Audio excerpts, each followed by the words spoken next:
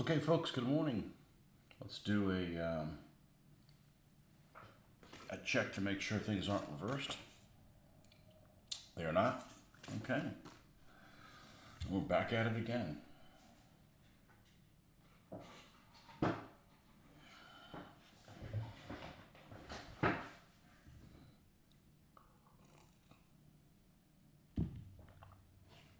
work on some Spähwagens. It'll take me some time to get used to calling them that and not mispronouncing the umlauted A. All right. Let's make ourselves some room. A little bit of cleanup here.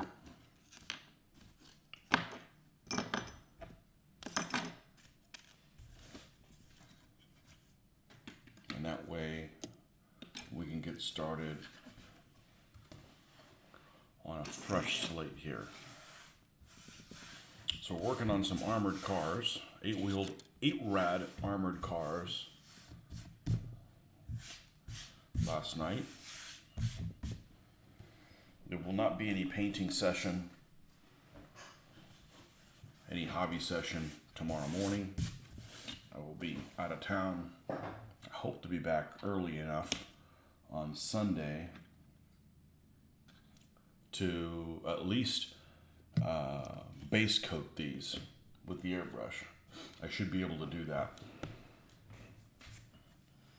And I might actually go and see if I can't go to IKEA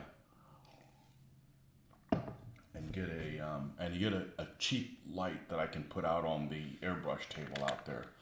Not something of this caliber, but something at least bright enough that I don't have to wear the thing on my head to spray out there when the conditions aren't ideal. It's not like I'm spending a ton of time out there, but just something clip on, and they got some pretty inexpensive stuff, LED. Might have to check and see if they've got something in that category. In case I don't get back when lighting is ideal. But we finished a 233 for Plastic Soldier Company. This is the 220, the 232 that we built mostly. We still have some armor things to put on there. We did not glue this down because we're still seeing what we're going to do. Well, we did we glue it at the front? We did. Okay. And I wanted to see if I could continue making the turret traversable. If not, it's not the end of the world, but I would like the turret traversable because in this game, that's important. And the other two that come in the set, we're going to make 231s. But I wanted to check and make sure that I did not have... Does they give you the ability to make these with the turret open here, but they provide no figure. And I've got figures from the other Plastic Soldier Company. It should be able to fit in there fine before I decide to make one of them with the open hatch. Unfortunately, none of them come with the command one with an open hatch. That would be ideal to have a commander in that one. And I think having one of these with an open hatch would just be like a nightmare because he barely fits, so actually the fact that came with it sealed is probably not such a bad idea. Okay, so we can set this one guy off to the side. We can set this one off to the side. We need to go back to get the instructions and make sure that we put everything on here because I ran into a hurdle when I was building this earlier. Several months ago, and I could not get the antenna thing to work because it was broken. So that's why this was postponed. All right, let's take this little piece off, okay, and pick this up where we left off. Let's get rid of all these gray pieces for now. Get rid of those instructions for now, and see what we got left to build up.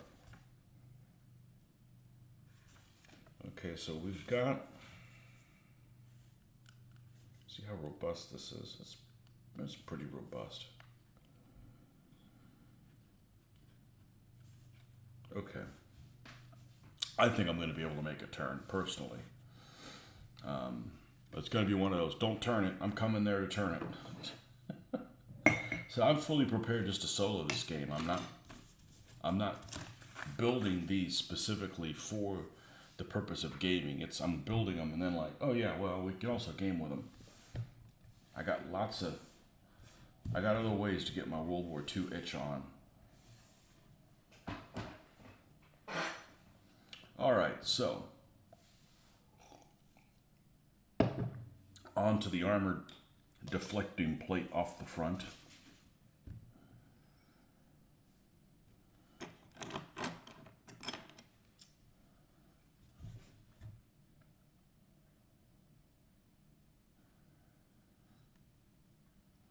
Okay, this has piece 7C, which is this one right here. Okay, where is Mr. Clippers here? I don't like where that is. That's gonna create could create a situation.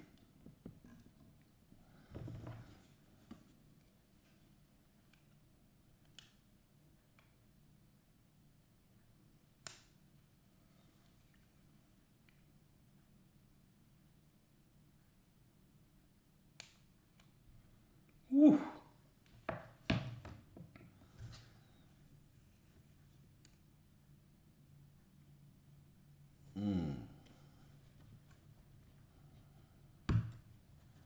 It almost flexed too much. This plastic is very brittle.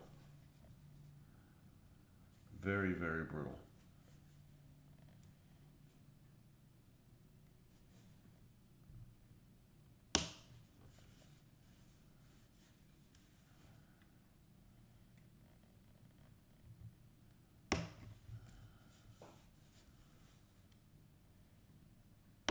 This is actually at an angle a little bit.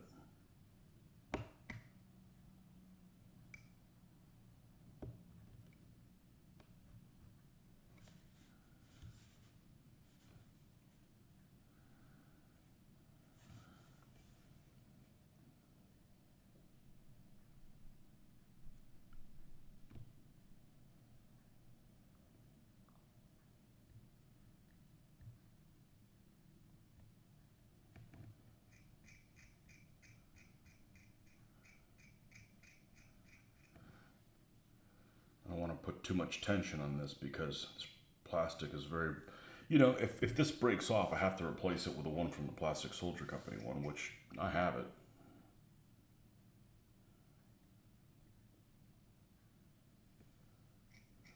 But I have a feeling the details for this kit are more to scale than the Plastic Soldier Company's. The Plastic Soldier Company ones are overly robust, which honestly is a good thing. Okay, there's that one piece.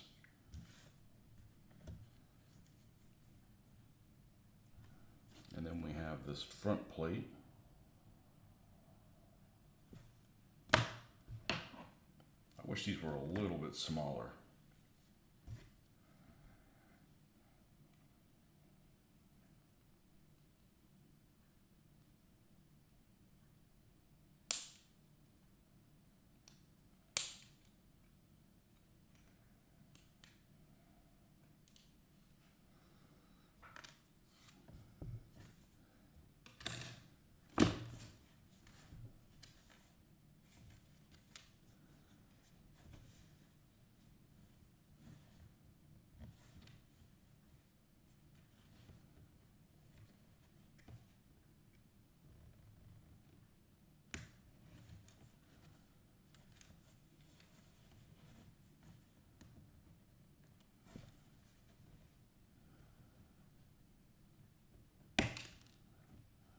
Here we go. Now,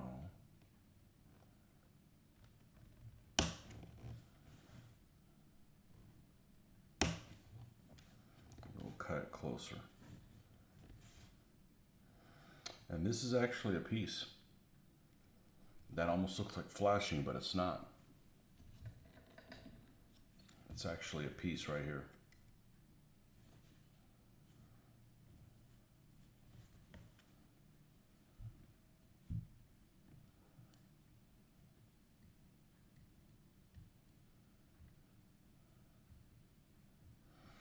Let me try something. I've used this one for a while, and they're not as sharp as X-Acto blades, but X-Acto blades, who knows what you're going to get. But these at least are cheap. Let's put another one on here, see if we can tell a difference.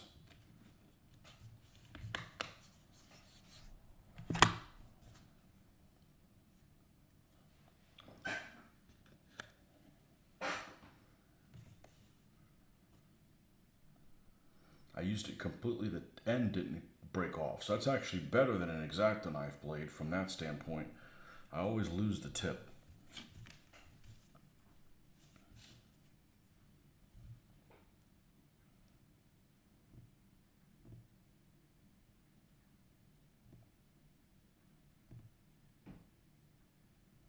I don't know that it's any better. These guys are definitely not as sharp as a true X-Acto knife blade. I knew they weren't going to be as good. I just didn't want to. I just figured for 9 cents a piece or 7 cents a piece or however much it was, like, I'll give it a shot once.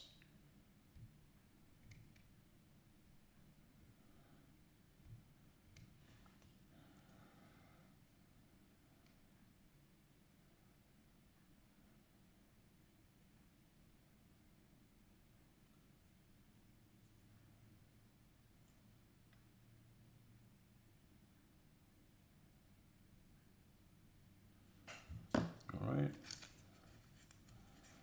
Let's just give this one. We've gotten our use out of this little piece of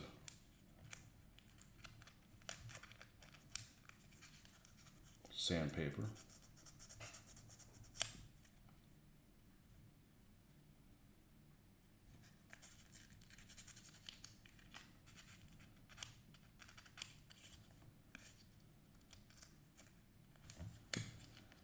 I actually don't mind doing this. The biggest problem with doing this is sometimes a piece is so small you can't, because there's nowhere to hold on to. There's nowhere to hold on to the piece while you do it.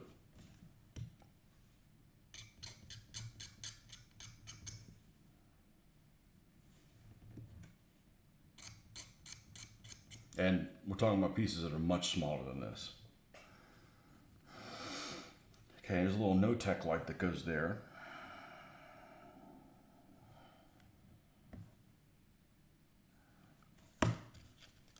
All right, now we need the 2 side panels. Switch this up a little bit.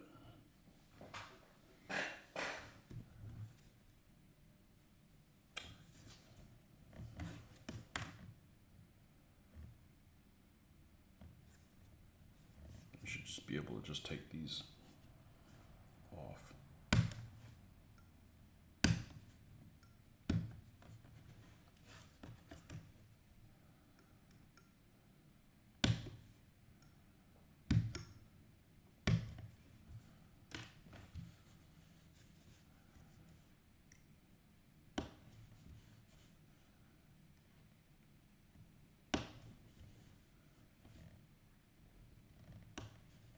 So we're going to finish this one up. Do the 231s. 2 of them is the 231s. And then if we have time, we'll finish adding the things on the 263. But I've got to go hunt for some of this stuff. It's all right here. I just don't want to make a bunch of noise. It says add fuel cans to the side. Well, we're going to forego adding fuel cans all over the place, just yet. And the rest of these parts look like they're ones that go to this top antenna that we opted to go with the other manufacturer. 22A, that is a black piece.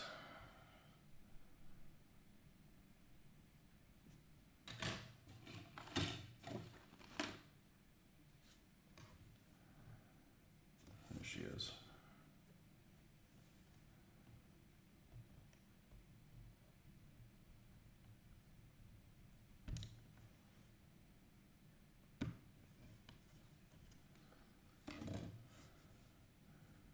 Yeah, so like here's a piece. We cut it here, but then I need to trim this other side. Where the hell do I grab this thing from to do that? So you do your best.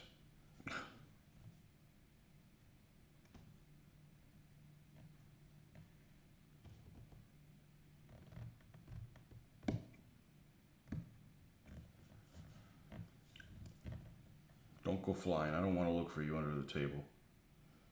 Okay, that's pretty good. All right. Crappy drawing. Trying to put this thing together here. And I need a side view to see exactly where it attaches on there.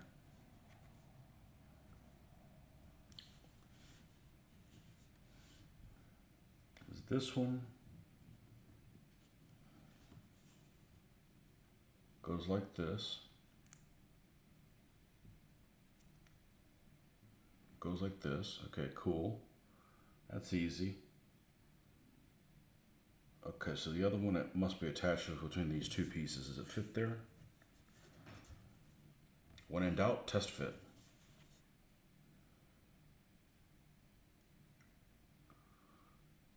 It does. So you'd think it'd be between those two pieces. All right, is there a side view of that? Kind of.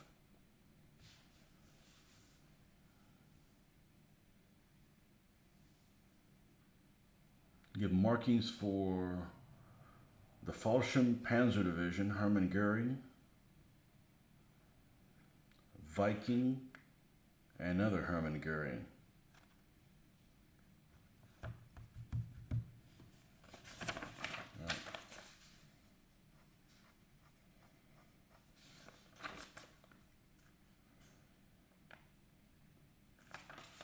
All right, let's get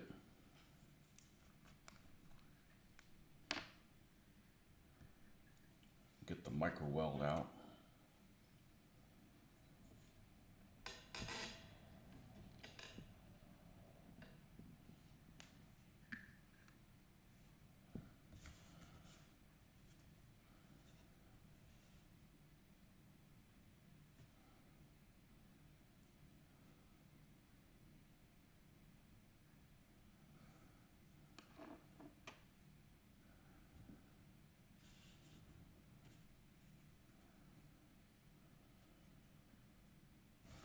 Oh, I see you.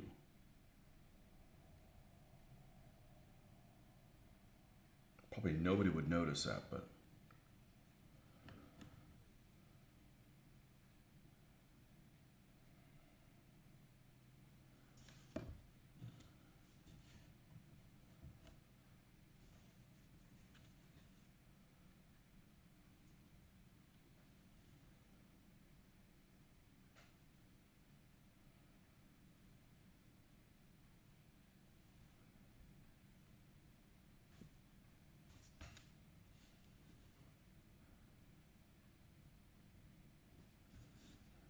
hold up. I had this turned the right way, and now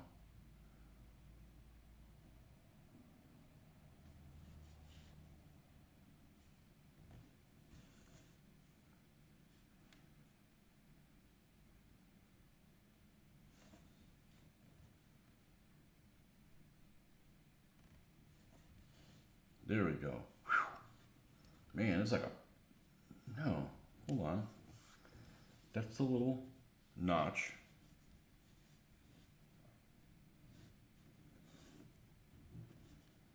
Yeah, they're both identical if you do this. You want this one that has the detail towards the outside.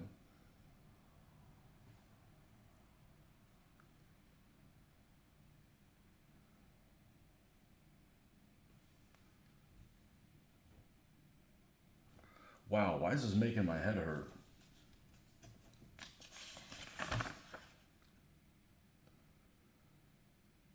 Okay, it fits up at an angle like that. That's what's throwing me off. Okay.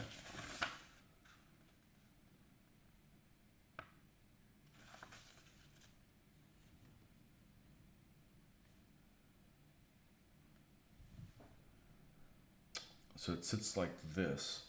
So if this is the top end, which it isn't, this is the top end over here. It goes like this. Man.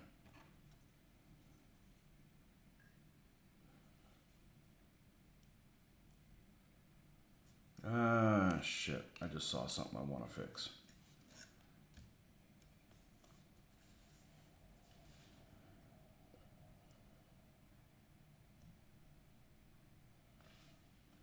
Good morning, Jeffrey. I'll look at your comment here in a moment.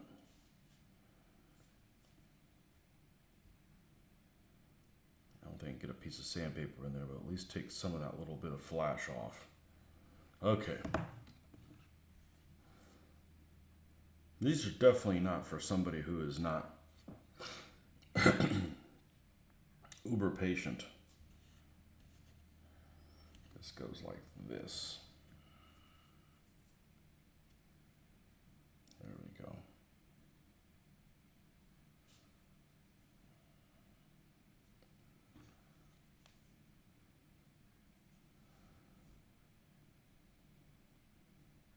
I can be uber patient as long as things are going, as long as they're proceeding.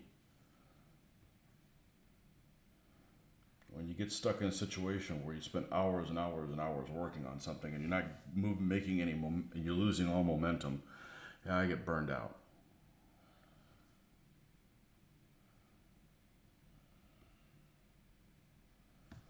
Okay, now we'll see what Jeffrey says. The extra armor is a bit fiddly. I have a couple with it and a couple of earlier versions without it. Yeah, well, I have the PSC instructions. The PSC instructions kind of suck too. I was building what was I building yesterday? The 233.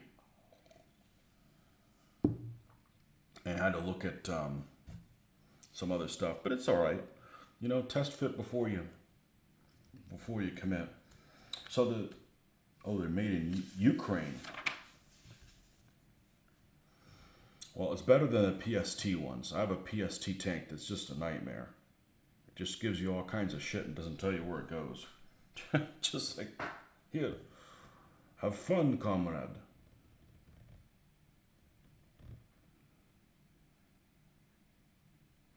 God, I feel like I need to put that on afterwards. I think I'm going to do that. Just so I don't back myself into a corner. No instructions where that goes. Okay, let's look at the side view.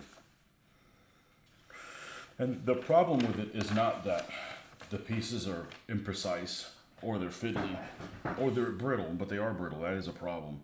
It's that there's no notches many of the times where things go. Luckily, there are notches here. These two little notches. But like the running gear and stuff. Now, with that said, these are better than Eschi kits.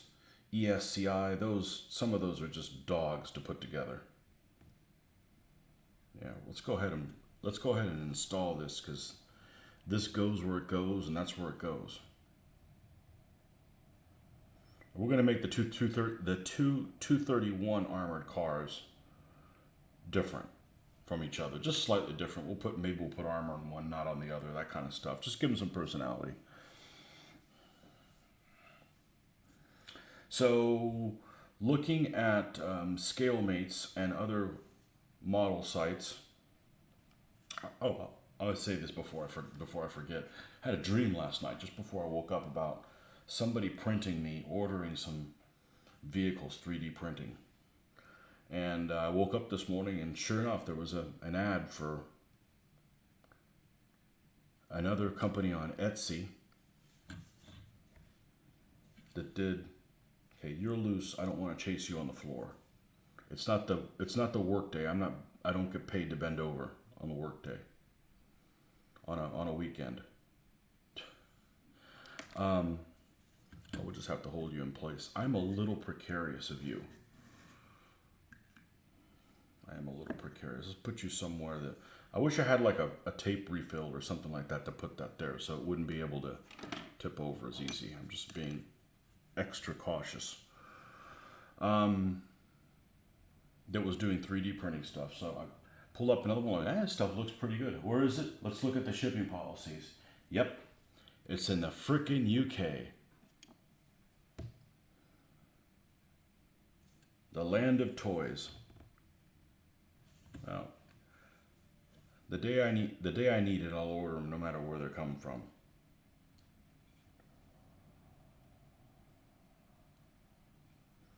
It might just start getting cheaper to get your own 3D printer. But I don't do that not because of the cost, just the frustration.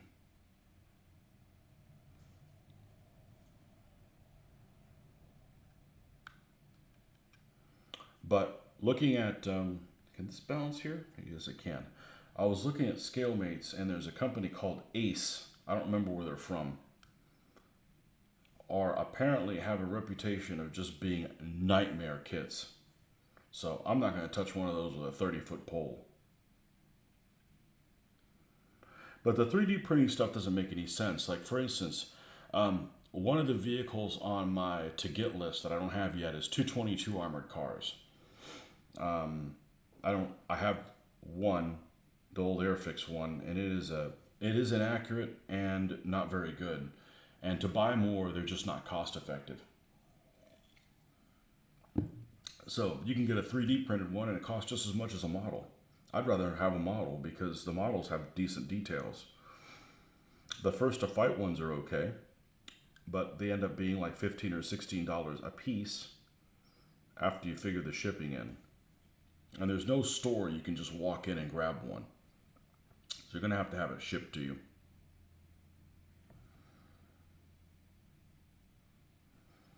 Dragon, DML, as we used to call them, still in the habit of calling them DML, make a 2-pack of one for like maybe just shy of $30 if I can find one. And there you get 2 of them in there. That's probably the way to go because I could probably stand 3 of them. I don't know that I need more than 3.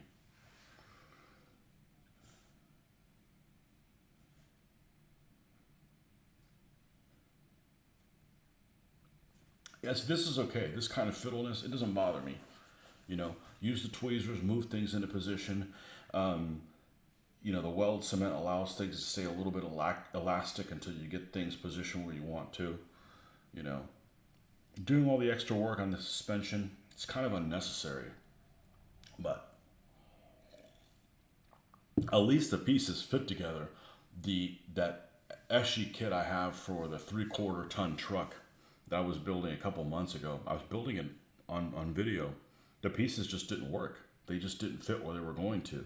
Now, I could probably make it work. I just wasn't in the mindset of doing that at that point. So,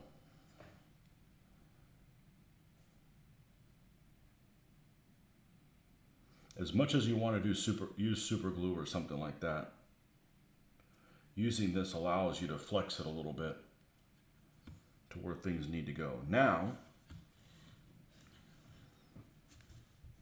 with a little bit of flex left, let's see where this connects.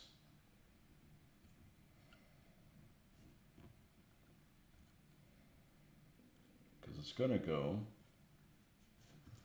let's move this little turret. The detail on these machine guns are excellent. There we go.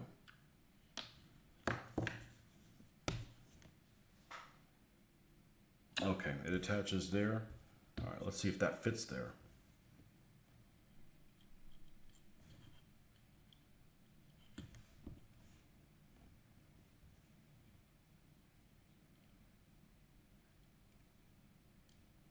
Yep, I could probably make that work. All right.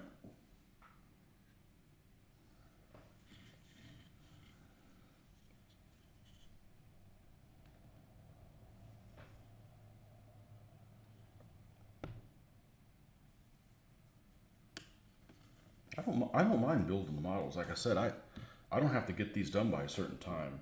I don't have to get them done for a certain show or a certain game. That's why I'm really enjoying this process. This whole nonsense of I got to get an army done by this show and then play with it and then,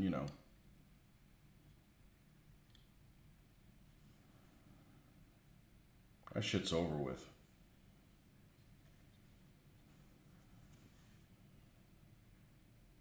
Luckily, I didn't build things in a hurry and built them shitty or painted them crappily.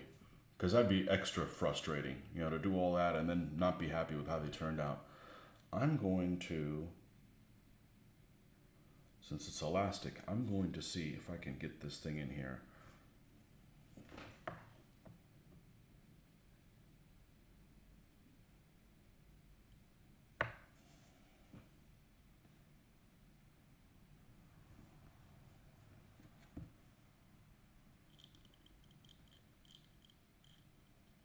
All right. Well, I gave it a shot. I guess I should have built it beforehand. I've had to do things out of order on purpose. Oh, I guess it was in the right place. I've had to do things out of order on this model on purpose because like the fenders and stuff would have been a problem. There we go. Let's get that center a little bit more. Come on.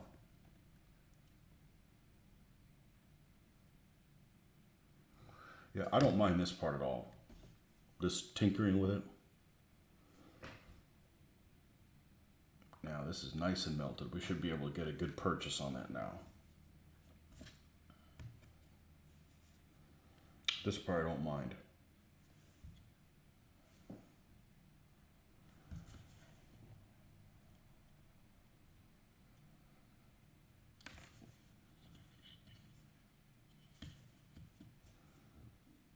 If this was white metal, it'd be frustrating as shit.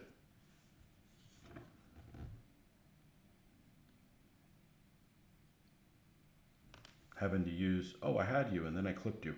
Having to use instant acting cements or epoxies or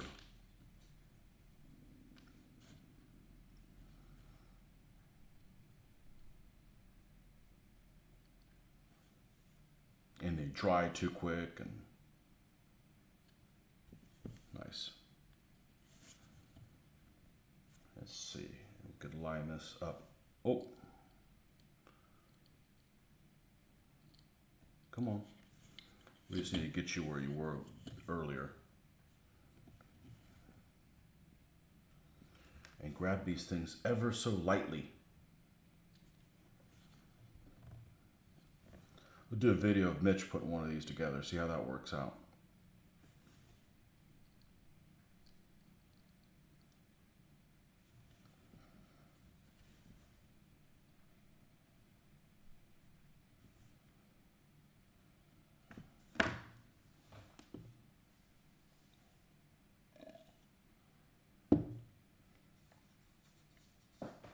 Yeah, the only reason I stopped building this command one is because I ran into the issue with the antenna, but my goal is to start something and not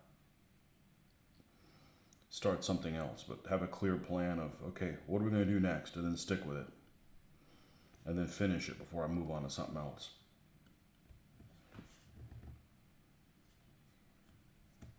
That's how I like to work in the workplace, and it just doesn't work out that way, unfortunately.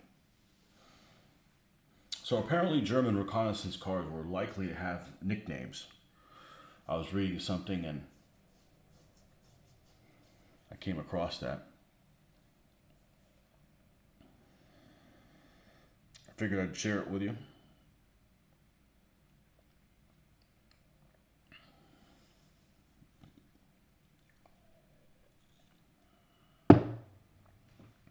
Cold coffee to wake up.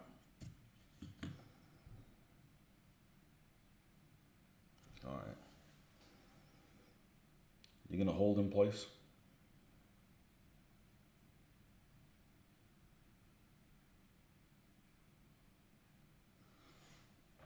Okay. I'm gonna have to flex it a little bit. All right, so we're gonna join there, and we're gonna join there. And there's no, there's no divots or anything for where that goes, which is handy if you're going to make one that you don't want this armored plate. You don't have to fill in a little divot.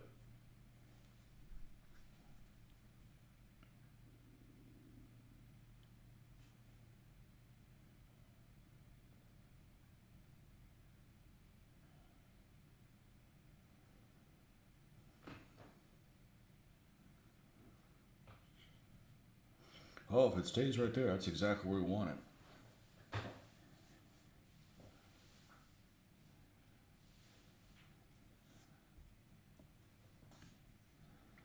Add a little no-tech light up here.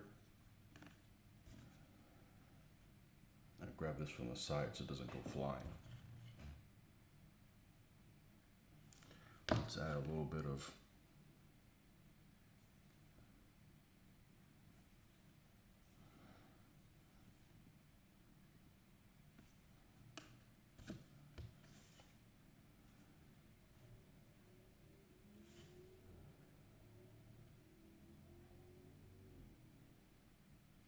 I'm gonna have to be really careful dry brushing this.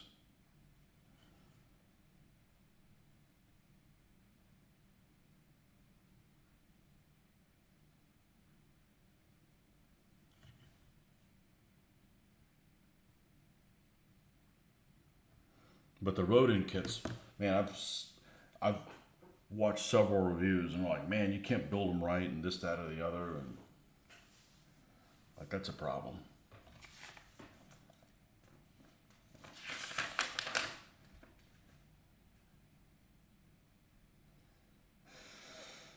That's it, I guess. All right, now, how am I going to keep this thing and still be able to turn it? So I'm thinking, let's make sure this turns easier. Let's move this out of the way so we don't bump into her.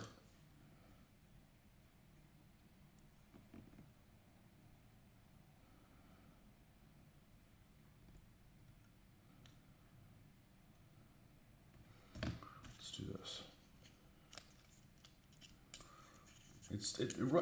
It turns fairly smoothly, so we don't need to do a whole lot to it.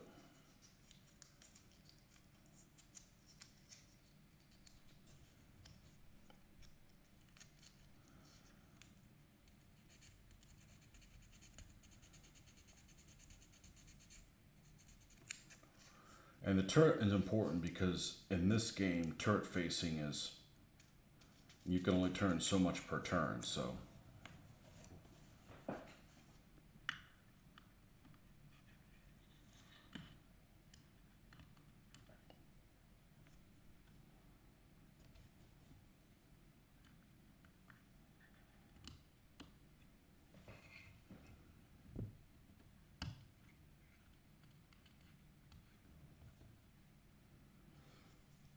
Man, I wanted to turn more than that. Easier. Yeah, I guess it's pretty easy. All right. We're not going to attach it up the top here at the front. It'll just be attached to the back.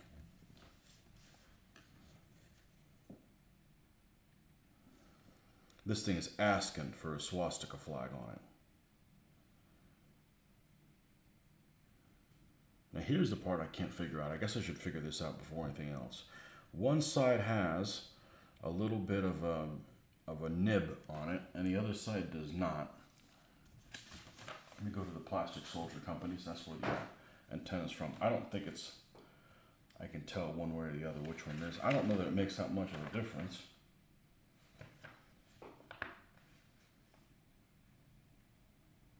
It looks like it goes towards the back. That's where we're going to put it. It's going to fit like this. I went ahead and re-drilled that hole. That was definitely the right move. This is in fixed position there. And this is only possible because both of these are scaled really close to each other, which I was incredibly surprised that the dimensions picked by both of them were really close. I figured, well, what if the thing on the roof doesn't fit on the other roof? They're scaled pretty darn close. So I was fortunate as far as that goes. Okay, so let's pretend this is attached right now. How do I turn this turret? Okay, seems to work okay. All right, let's go ahead and get this stuff on here. I don't know that this works any different than the Tamiya glue. I just like the smell of orange peel a lot better.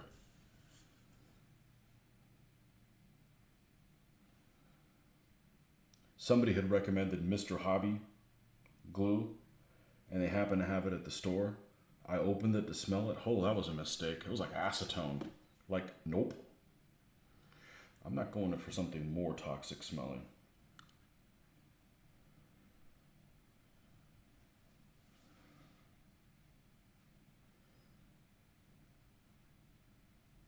No, I guess before I do that, I probably should have glued it down here.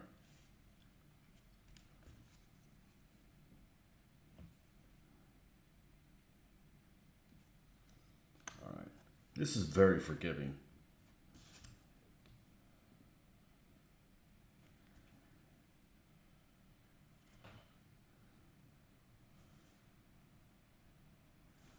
This glue is very forgiving. Now we softened it a little bit. Let's soften it a little bit more.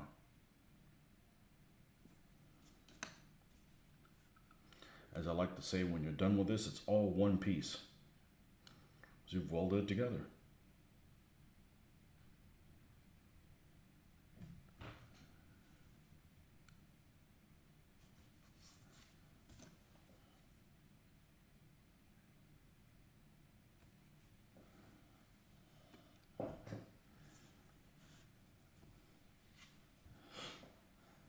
It's a good looking armored car. But most armored cars are good looking. The British ones are very attractive.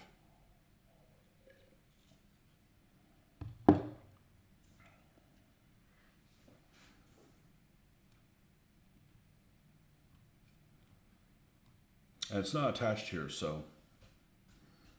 Ooh, how are we going to do it? Take it? We don't have to move it that far up, do we? Nah, we'll be all right. Okay, she's done.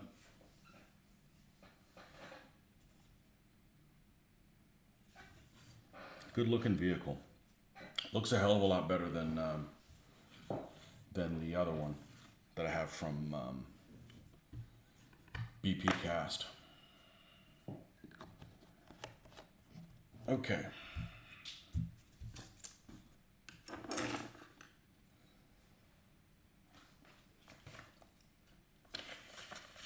On to build the 231s.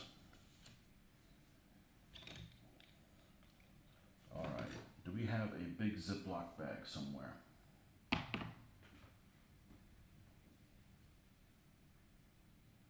It's not committed to someone, because this is committed to this. Let's just take these out.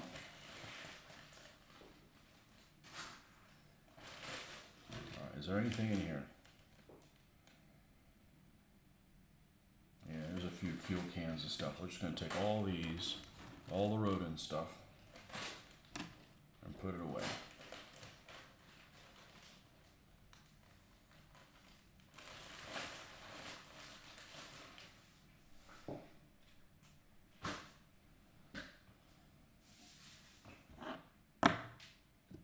Five folks on here at least. Good morning. I'll show you how less fiddly these are to put together. These things really are of good value. Okay, running gear.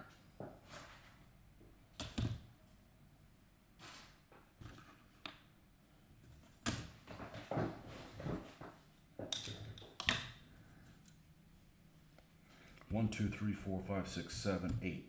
Okay, all but one. One will probably go on the spare.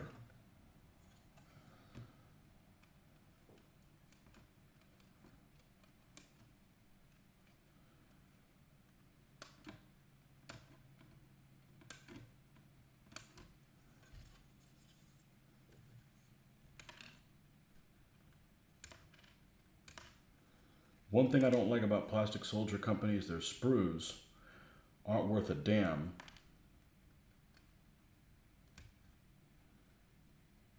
To make a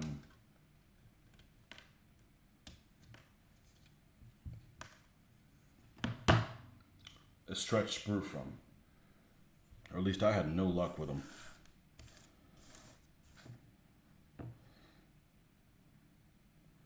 Okay, look at these suspension pieces are all one piece instead of all the fiddly stuff. If you can't put these together, you can't put anything together. Well, the Armor Fast stuff I guess is even easier than this, but the Armor Fast stuff is just lacks a lot of detail on the parts. These don't. These actually have really good detail, and the S models have really good detail as well. All right, we're just going to cut that out right now. Let's trim this stuff up. Marcus, good morning. You were painting. Were you painting in 1-to-1 scale? I do not enjoy painting 1-to-1 scale stuff. It tends to get messy, and I don't really make a mess doing this.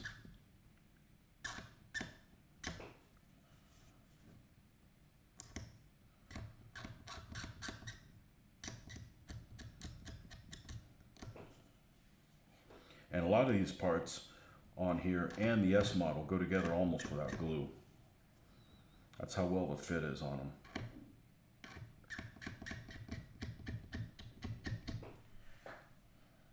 Okay, she's done.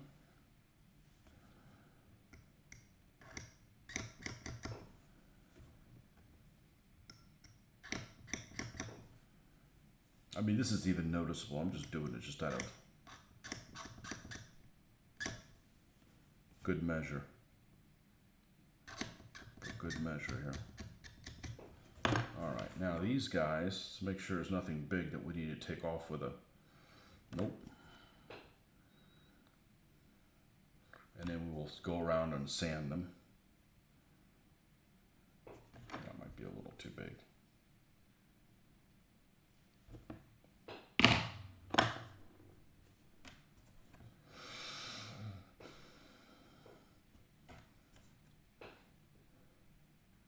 This is nowhere nearly as fiddly as like painting like 24 Roman soldiers at once or something like that. That is a pain.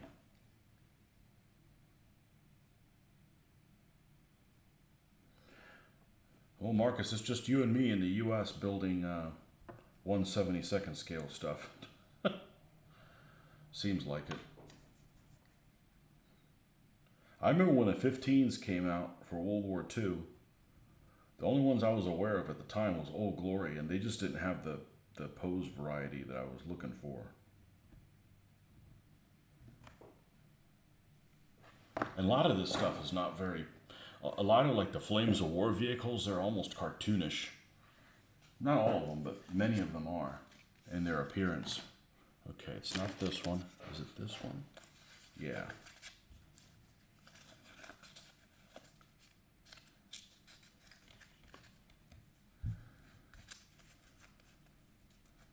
Sometimes. Seems that way.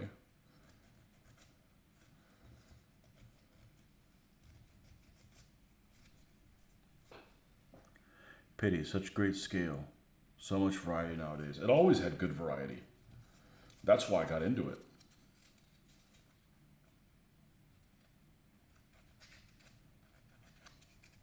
It's a pity that so much of it's made in the UK, which, you know, I don't have a problem with it being made in the UK. I don't want to pay the shipping that, you know, used to be okay and now isn't.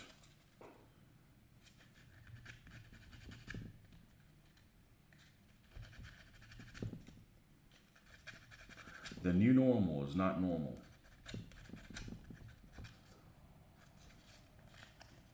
As somebody was explaining it to me. It might have been Jeffrey was telling me the reason why. I didn't know why, but it's apparently the U.S. Postal Service's issue. That's fine. I don't like them either. I've never liked them. I don't doubt it's their fault. They know how to screw up a wet dream for sure. Not a fan of the U.S. Postal Service. They'll flat out lie to you. Oh, we tried to deliver this yesterday and you refused it. Wait a second, I was at work. How the hell could I refuse it?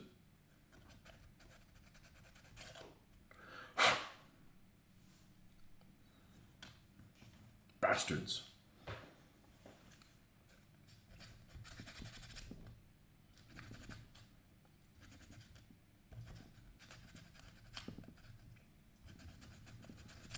I'm actually not disappointed not to go to Historicon this year. It's a big cost.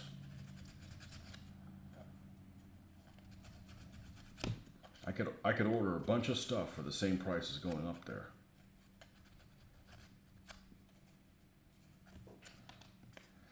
Well, this will be a 5, right?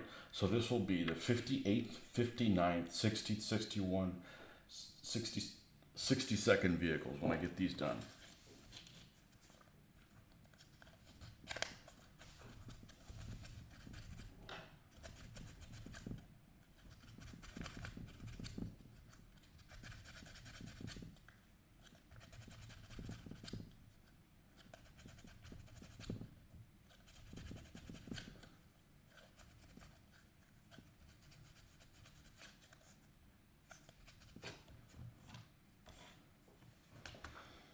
love the kit you're working on. I even made a wreck diorama from a war game, so one of the leftover superstructures and spare parts.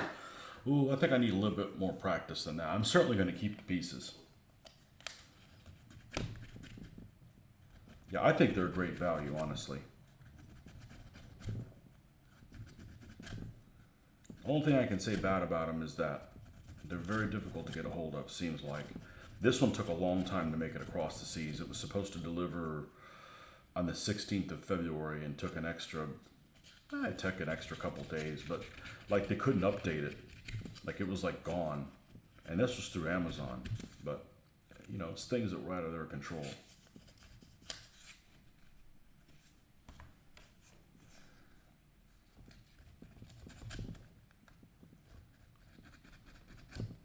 But everybody that makes something that I'm like, oh, that's really cool. UK, UK, UK, UK.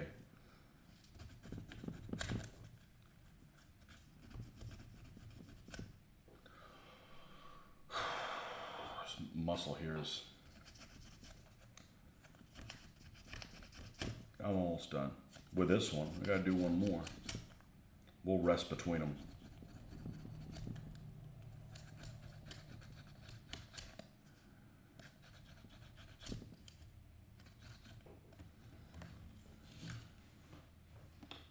Drink.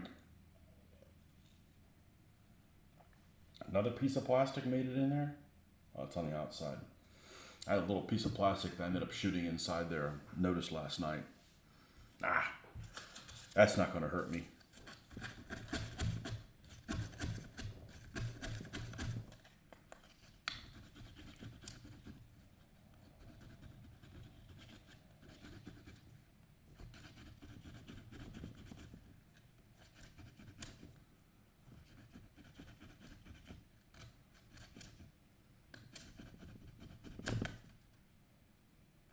Okay.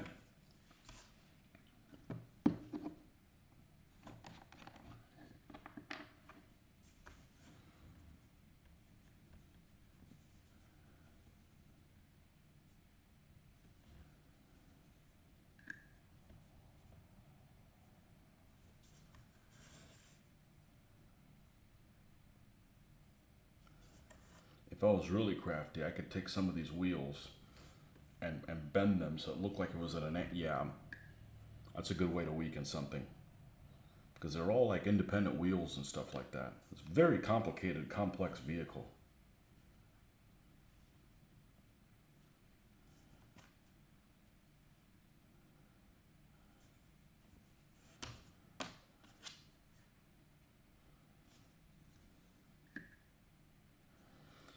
You said the K word, kit. One thing that always I find humorous when somebody will post pictures of like Airfix figures and it says, this is the first kit. It's not a kit, they're just figures. There's nothing to assemble on them.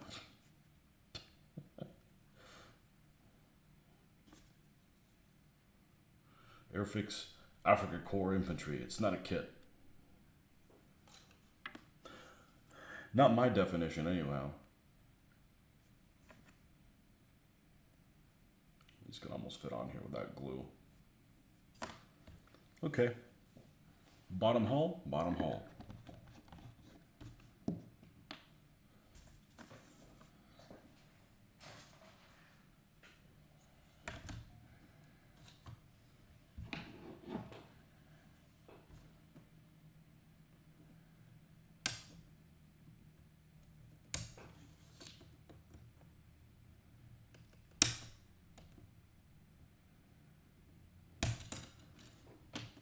What's next? Top hole? All right, let's get it ready too.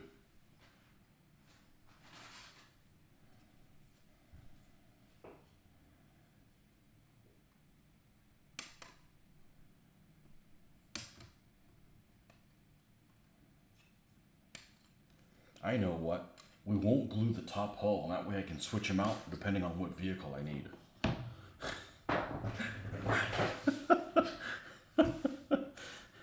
Yeah, you could just switch out the tops. Everything else would be the same. If I want to buy more, if I'm that motivated to have more, I'll just get another pack of them. They feel the same when I hear a figure called a model. Perhaps it is. Yeah. Well, mine don't identify as models. Mine are figures. And we'll get to doing some 20 millimeter figures. I've got some real beautiful figures that are out of production that I can't wait to paint. They have so much personality. And every single one of them is different. Every single one of them will be named. And the basing will be new, not the old basing.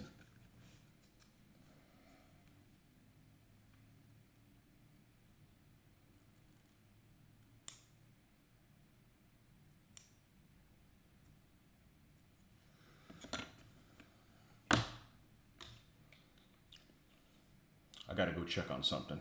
Just 1 second. Do I have anything from early war miniatures? I like their variety, but honestly, some of their stuff looks pretty rough by my take. Oh, they have a lot of the old Skytrek stuff, which, oh, you are coming undone. So they have an extensive range, but they're not screaming at me to buy them. Let's put it that way. That won't mean I won't have any of their stuff, but when everything costs the same and it all comes from England or priced similarly, I'm going to go for the stuff that is, easy to put together and good quality and has detail on it if I can. Why not? Okay, I'll be right back in a few seconds, folks.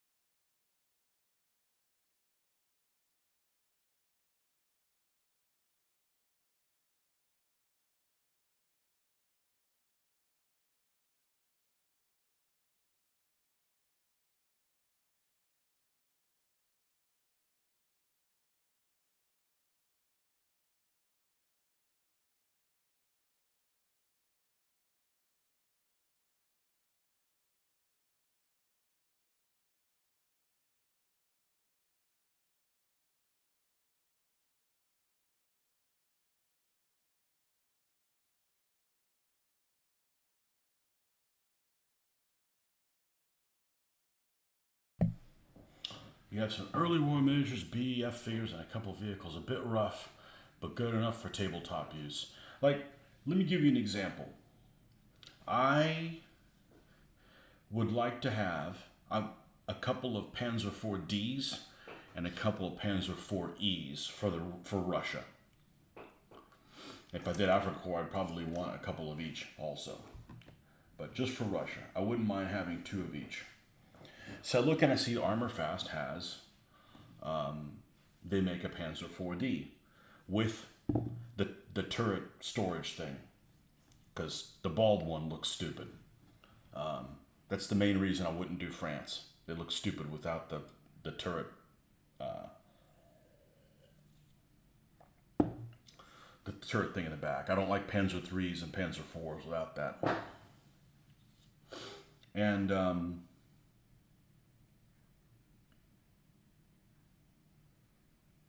Armor Fast makes 2 of them. I could probably get them for about $20 for 2 of them. So that's like $10 a piece, right? But I looked at the detail on them, and they lack a lot of stuff. They don't have jacks, and they don't have things that my other Panzers would have. So they're going to look second tier. And I think that whenever I get around to doing the Panzer IVs and IIIs, I'm just going to go buy the Mirage kits from Poland, and they're like $24 a piece shipped. But they're going to look great, you know. So you just kind of have to balance, you know. Do you want to build all the... If I'm going to go through all the trouble of painting them, I want them to have sufficient detail for them to look interesting, or to look okay next to the other ones, you know. So, to give it a go, read some good times in North Africa. There are also a few nice kits from IBG, but they would be a first for me. I have not heard good things from... Go check them out on Scalemates. I don't know, their stuff may not go together great. I don't know. That sounds like one of those I gotta look into. Because I don't like stuff that... I don't mind fiddly. I don't mind lots of little parts. I just don't mind like that PST Russian kit was just a disaster. You know, I powered through it. The only reason she's not painted up is because I got to figure out what I'm going to do for the base. But I don't want to spend a lot of trouble. You know what's disappeared off the face of the earth? Remember the Pegasus model that they made that gave you, it was a KV-1 and a KV-2 Pegasus. They have the other KVs, but not the one that has the KV-1 and the KV-2 Pegasus. So it comes with a KV-1, it comes with 2 models, and you can build them either as KV-1s or KV-2s or either one or both. So in other words, 2 hulls, 4 turrets. And that's a good value. Not available. Can't find it anywhere. Can't find it on eBay. And that'd be nice, because what I'd do is I'd just paint all 4 turrets and switch it out as I need to. Now, I found out some interesting bit of information on the KV-2 is there was according to the Kursk book I was reading, Blood and Iron or whatever the hell it's called, Blood and something. On the north part of the salient, when the Russians counterattacked, basically the Germans were pushing south from the north and north from the south. On the northern part of the salient, the Russians counterattacked when Modal's attack kind of stalled and forced him to redirect things north to salvage it. One of the attacks was led by KV-2s. Was led by 50 KV-2s or something like that. They got massacred, but that might be an interesting scenario. I don't have any KV-2s for that.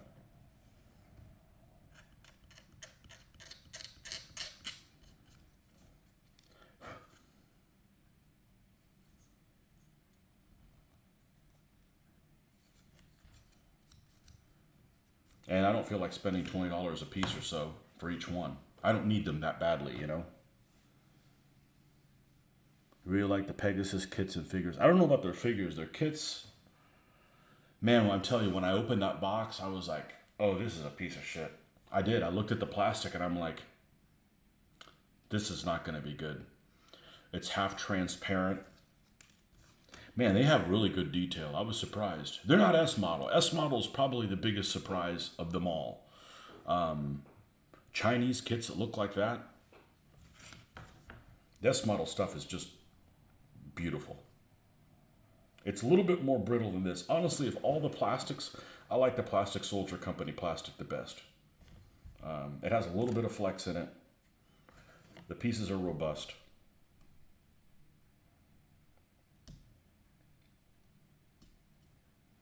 We need to get the Russian trucks. That's one thing on my list to get. And the Russian trucks come 6 to a pack. That's kind of cool.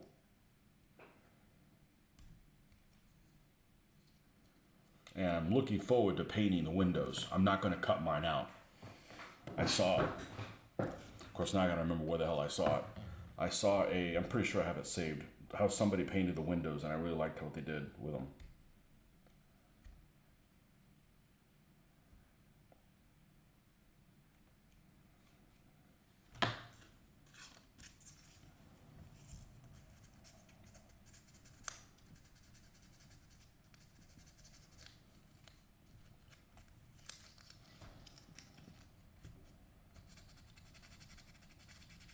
But I got those Pegasus kits. I took one look at the plastic and went, oh no, what have I done?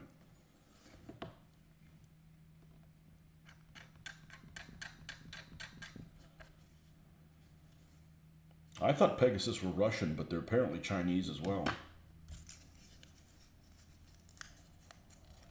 Those reds are everywhere, I tell you.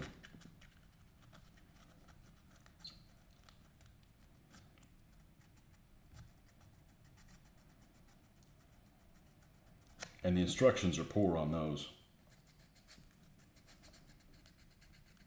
But we live in an age where we can get pictures of stuff that wasn't available before, so.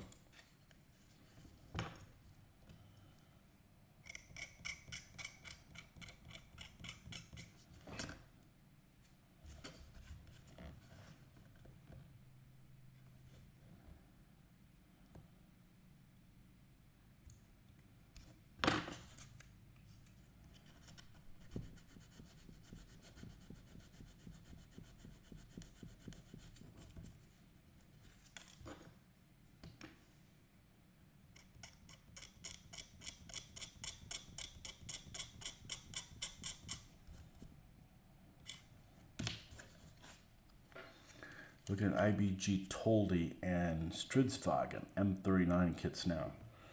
Tell me what you find out. I don't want to poo-poo them not knowing, but it just set off a warning sign that I think that that's one of the ones that I know Ace for a fact. Lots of people. There's one guy that I follow his stuff, and he says he always has to make them fit, make them work. That's not a good sign. They're not cheap enough to make them work, you know. All right, let's glue that. Oh, this is one of the things that's amazing. An S model does this too. You could stick these on here and not even use glue. Well, no, it's not that tight of a fit, but they fit on here great. Me likey, me likey. All right, let's get this thing back out. Let's risk another spill.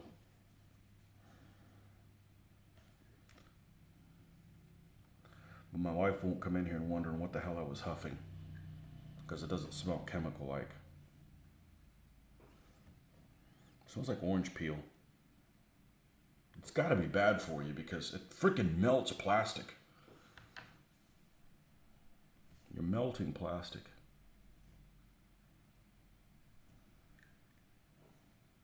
I found out about this stuff because back in the early 90s we had this at the hobby store. And I'm like, oh, let's try it. At that point, we only had, the only thin cements were the Testors one. And the Testors one is okay. I've got a bottle of it back there because I bought several of them. Several different types when I got back into modeling a couple of years ago. Modeling. Making gluing war game figures. And I specifically seek this out because I remember it from the 90s and I remember it smelling pleasant. And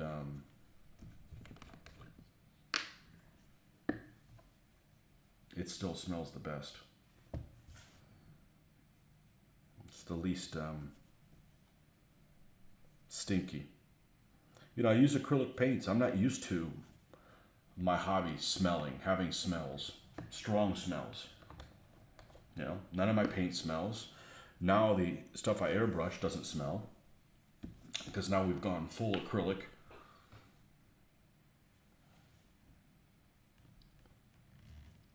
I'm not necessarily opposed to, you know, using a brush on lacquer or something like that.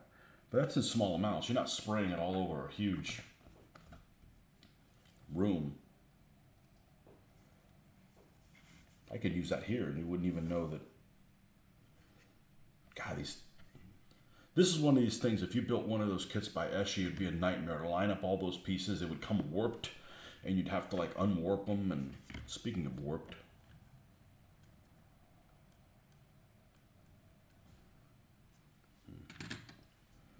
you may have to give that some attention later on. A weird looking vehicle. Looks like a moon vehicle or something like that. They have some unusual kits eyeing the 3RO Italian truck.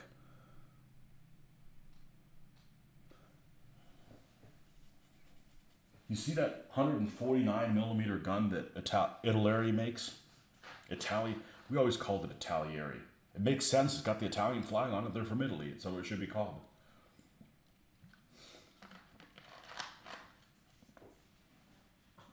Don't worry. If you misname your company, we'll rename it for you.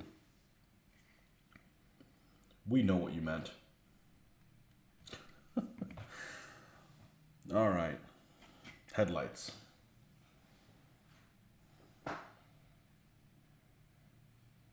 Not this one.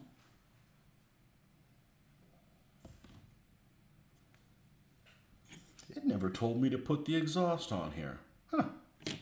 Well, we're going to double check everything before we start painting this thing together, so there's no problem of getting all that stuff on there. I just realized that now. All right, these guys are over here.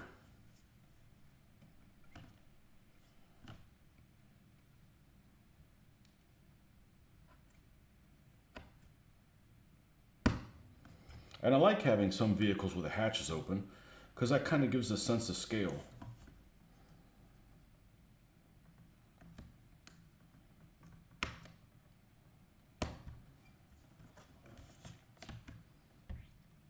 And then these two are here. Let's use the big mamas for these.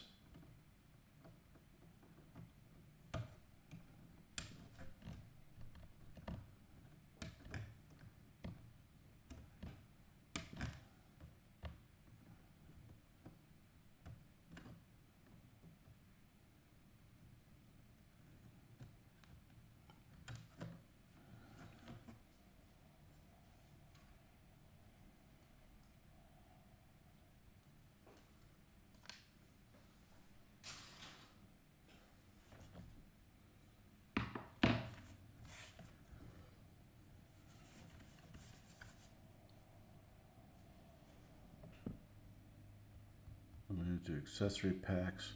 I've seen those. Yeah. Yeah, they probably would. It's just the shipping, man. Let's get through everything we have, and then we'll pimp your Stummel.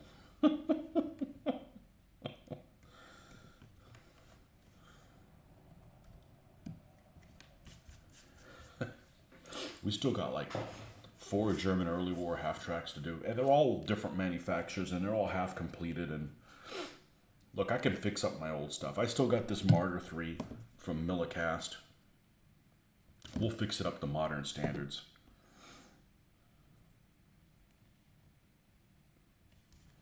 It's really nice.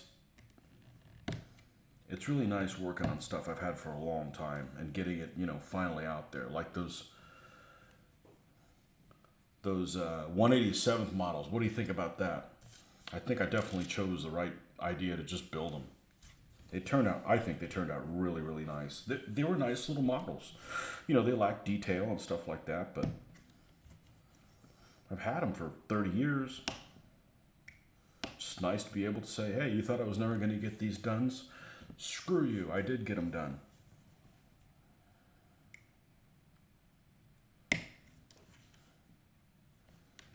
Okay, I believe these go inside this plate, so there's no point in being super anal retentive with those, but we will trim off the flash. I don't mind doing this. I don't mind trimming this flash off as much as I mind trimming it on the white metal stuff.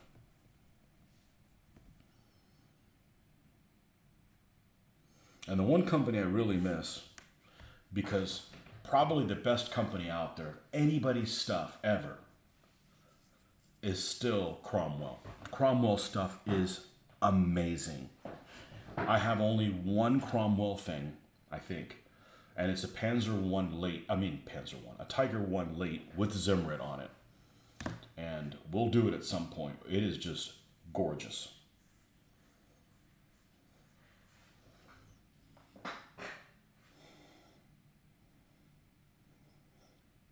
They inspired me. I just used to own a couple, but let them go to a friend. Might ask if they still have them. Yeah, well, you know what it proves? It proves with a good paint job, you can get just about anything to work. You know, they just need some TLC. And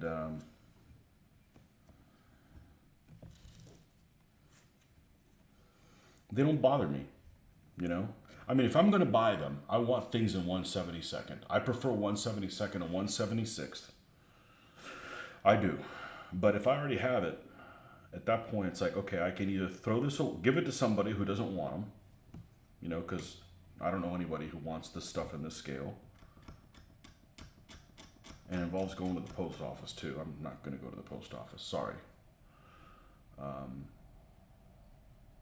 Or throw them away, which is stupid. That's wasteful.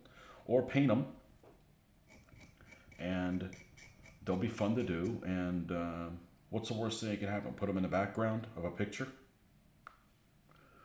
It's like I had nothing to lose other than a couple hours painting time each one. I'm like, let's have fun with it. You know, they're cool vehicles. Didn't say they were effective. I said they were cool vehicles.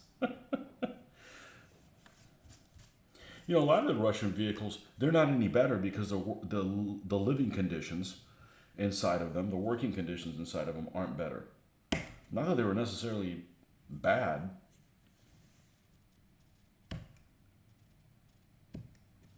I mean, the German stuff of that period is not very good. But their working conditions are a hell of a lot better.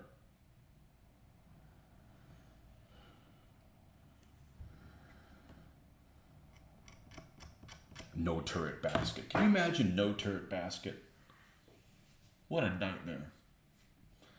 You know, no turret basket would probably be okay if you group your troops with like roller skates.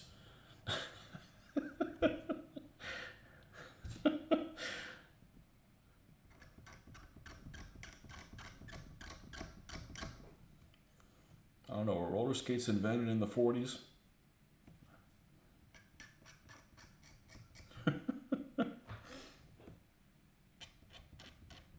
And there's people selling them for a pretty penny. I remember when I got them, they weren't very expensive. They were less than $10 each. But that was, you know, 1992 $10. So what's that equivalent to? 20 now? 15?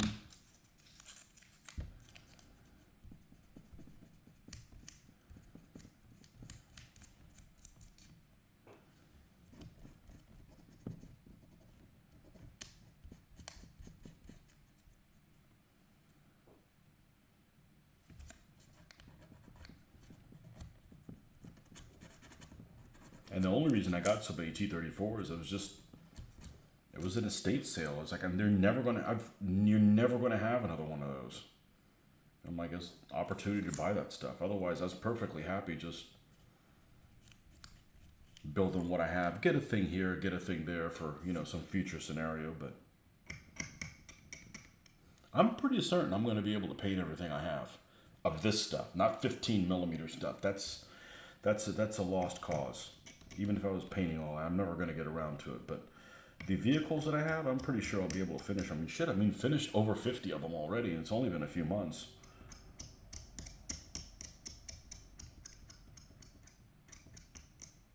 And actually, if I didn't have those T-34s, I'd probably be done almost with all the vehicles that I had.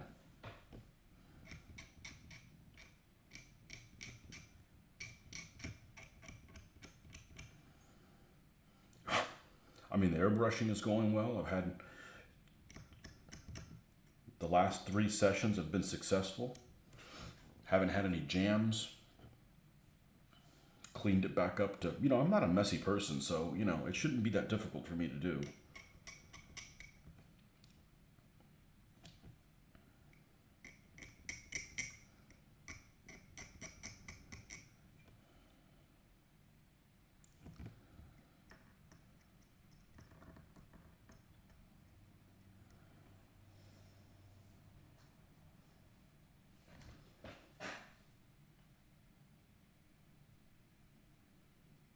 Acquired some trucks type vehicles 87 to go with Type 1 Airfix figures from my Battle Practical Wargaming Nostalgia project.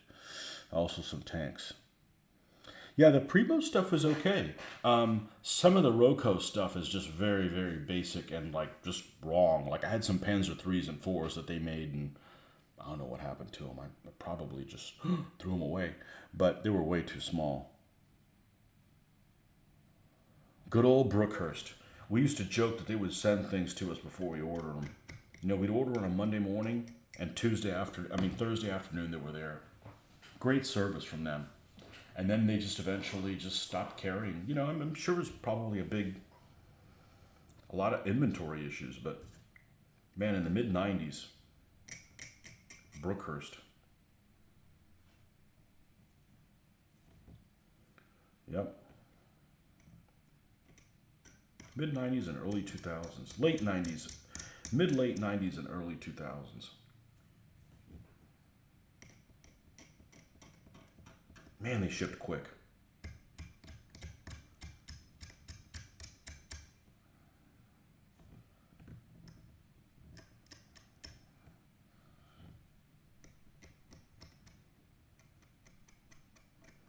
It's funny though, talking about 20 mil, there's many, many companies I absolutely detest that I won't paint I shouldn't say I won't paint their figures. I've managed to have some of their figures, but I stay away from their figures. They just don't inspire me at all. And only one of those I think is out of business. The other ones are still around. And then other ones I really like are out of business. Your Tiger model with the battle damage is going to be great. Oh, you know which one I'm talking about then. Yeah, I guess, does it have battle damage? Yeah, yeah, we're gonna do it last, so we gotta kick it up we gotta work our way up to that. I'm not 100% happy with how Dunkelgelb has been working for me, but I have an airbrush now, so I don't think it's going to replace my painting style. I don't want it to replace my painting style. I like that my dry brush system is unique. I don't know, maybe somebody else out there does it as well, but the airbrush is working really well from what I'm using it for right now, so it's just a hard color to get right. And then the lighting is huge on what you take the photo in.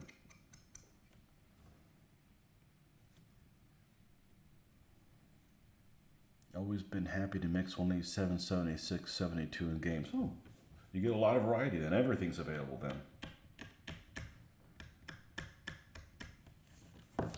So you weren't one of the folks who were like, you got to get rid of those things. Don't use them. Well, that's good. Okay, this guy fits inside of here. Yep. All right.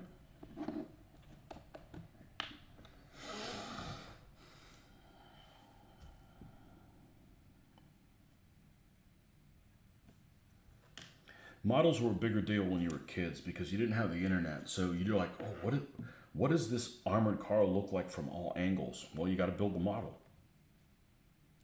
Now you just go to a 3D render and you have it, or a game but when I was a kid, you didn't know what this stuff looked like from all angles.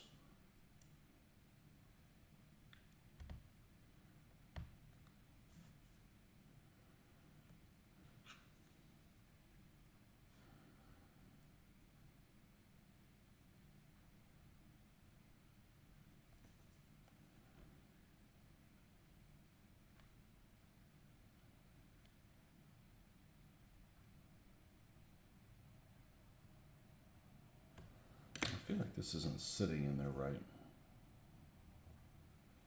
Why is that? Yeah, it's aligned the correct way.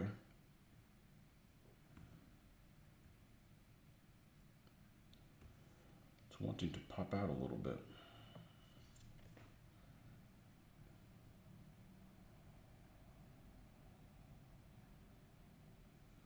Wow, I've never seen something like that. All right. We'll just hold it in place here for a second. You painted one of my old Airfix Germans. I gave the figure with the unknown SMG and MP41 though. I know which one you're talking about. That make-believe machine gunner. When you're a kid, you like the guys with the submachine guns because they're cool. Especially MP40s. MP40s is just a classic, really wicked, attractive looking firearm.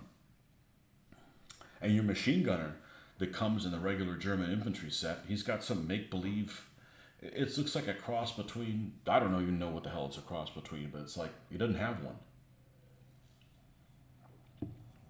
I want to paint some of the Africa Corps figures. The Africa Corps set's really good. Even then, that guy doesn't have an MP40. He's got that MP41, which they actually made a lot more of them than I thought they did, but those figures look really good.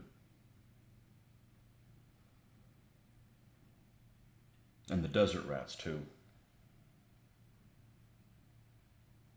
Okay, you gonna behave now, you bastard? You plastic bastard?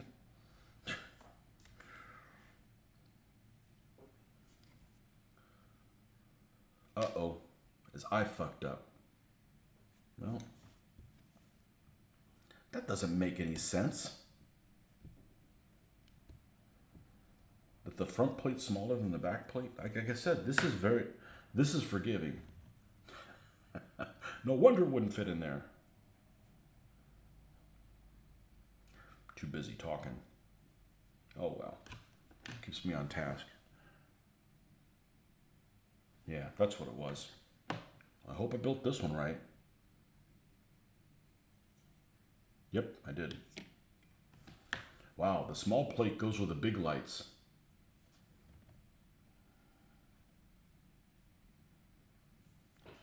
I will screw up and I will continue to screw up, unfortunately. All right. I'm surprised it fit in there at all.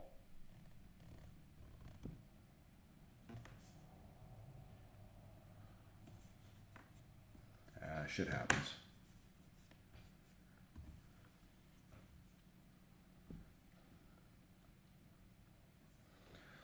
Gotta admit you make mistakes. There's a lot of people that do like games and YouTube channels and somehow they're like a god that never, their shit don't stink. And it's like, I got news for you. We all screw up. If you don't screw up, you don't know how to fix your screw ups. All right. Perfect fit. Perfect fit. All right.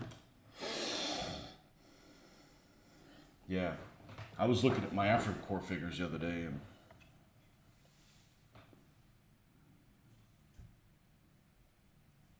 I don't want to go down that road. It's just opening up another can of worms.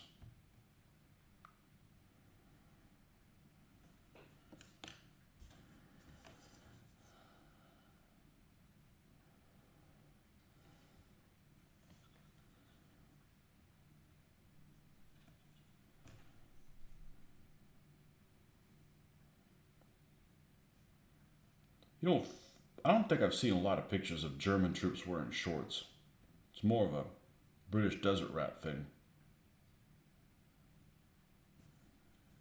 And there's a fair amount of short wearers in the Africa Corps set.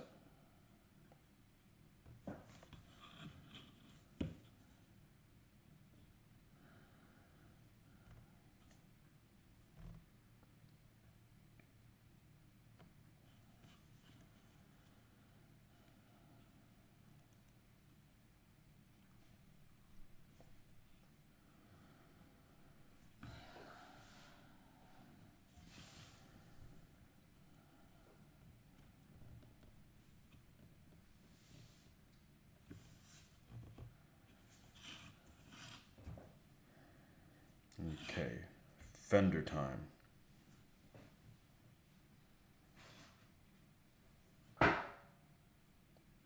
Nope. I'm starting to feel kind of yucky. I took my vitamins this morning before I went online. I don't think they settled well.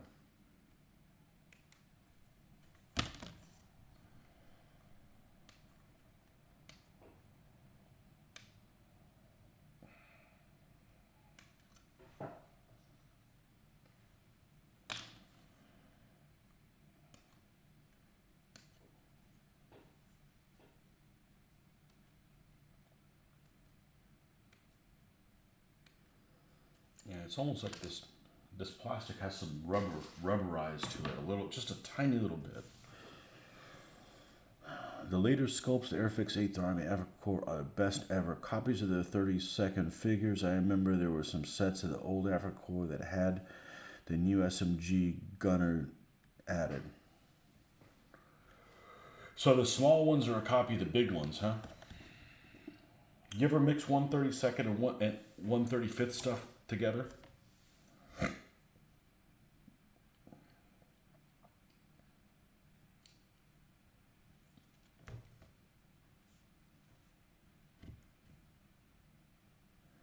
Those two are pretty close.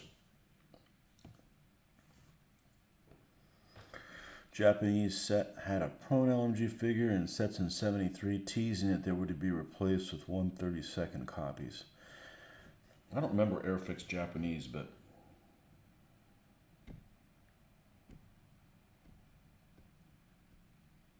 as much as I'm not a fan of the Pacific Theater, I do have about 3 squads of Japanese from Combat Miniatures, and I like the figures a lot, so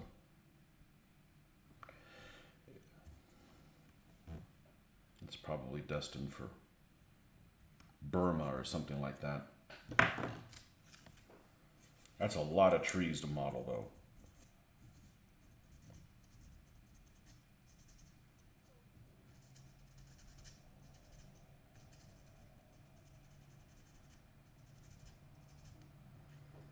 Japanese tanks lumbering into a Matilda. They can't do jack against that. Gotta tie dynamite to themselves and run at it.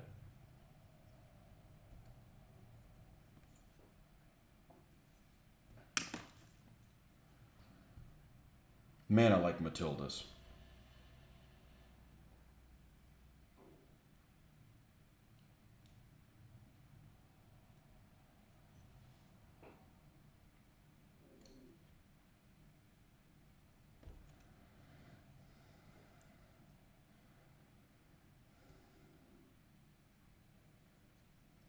Wow, I'm just a little shaky. I don't think I've had that much caffeine. No, I haven't had any, not even a whole cup.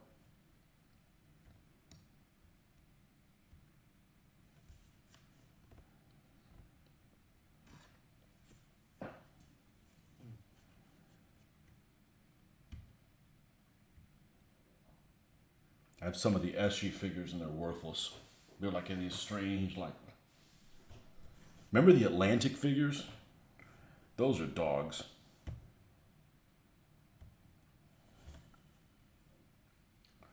But anyways, getting back to 20mm figures, don't care for FAA or Britannia or SHQ. The SHQ figures aren't bad. They're just unmotivating to paint them. They all have like the same equipment.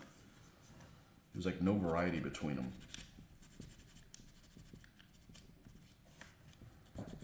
I always like the combat and the battlefield the best. I got a lot of battlefield guys to paint.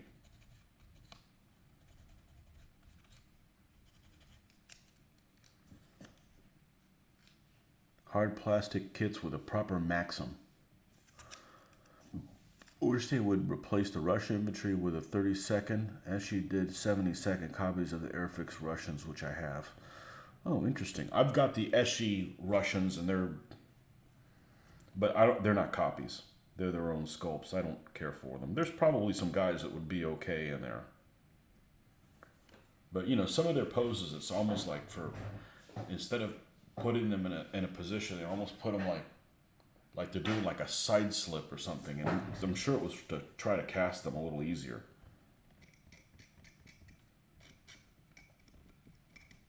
I'm just afraid of the paint flaking off of them. But I want to get the Russian dismounted tank crew by, I forget who the name of the company is. I don't think it's Orion. But they had a guy with a DT machine gun pulled out of it. And another guy carrying some bottles of, you know, Molotov cocktails / vodkas. You know, today's vodka is tomorrow's Molotov cocktail. I just don't know how. Those guys are actually pretty expensive. Like $14 for a pack, and I haven't seen them in person. Actually, on Plastic Soldier Review, they look pretty good. I just don't know how size-wise they're going to be. Man, why am I shaking?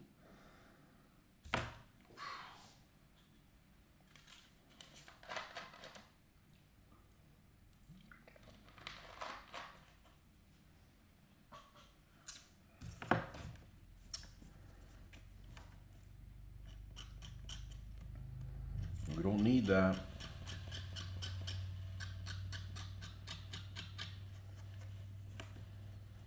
We don't need to get shaky when we're older. I'd rather have this shit in my pants. So I could just be off camera.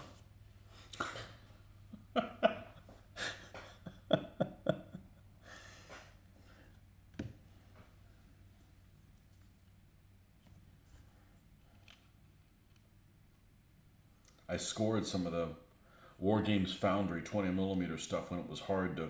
They put them back in production, I understand, but man, they were like gold in late 90s, early 2000s, and I scored some. Of course, I didn't paint them. They're a little on a large size.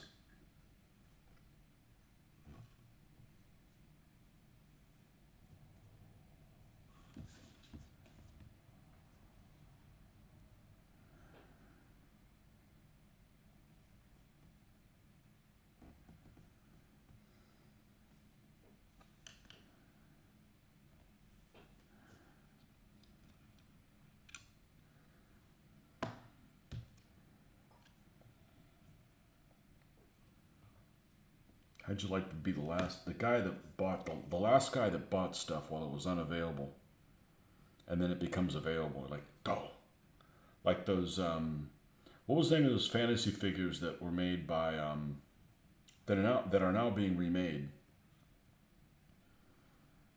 Demon World.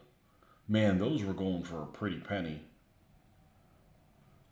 Around 2000. Uh-oh, this does not go there. This goes up here. There we go. This goes up here.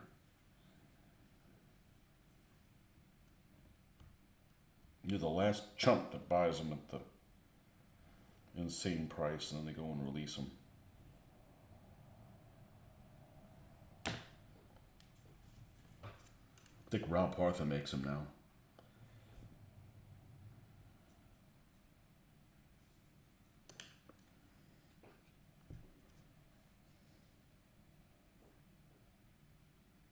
Atlantic figures. The Atlantic figures I had sucked.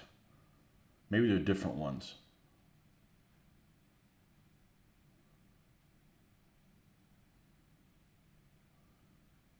BUM models still do them. Yeah, I don't have any yet.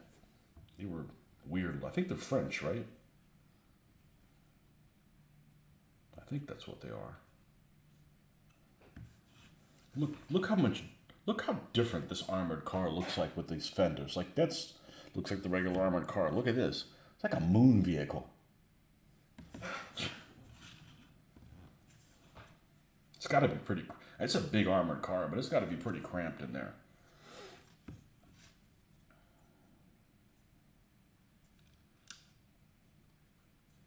I bet these took a lot of man hours to put one of them together. The real vehicle.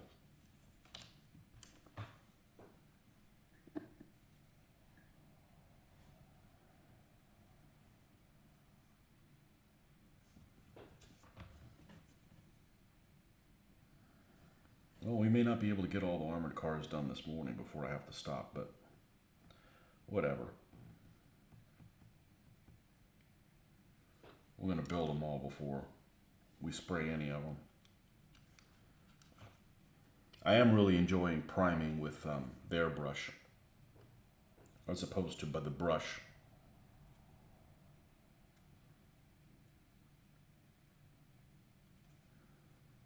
Knowing I'm not going to cover up any details.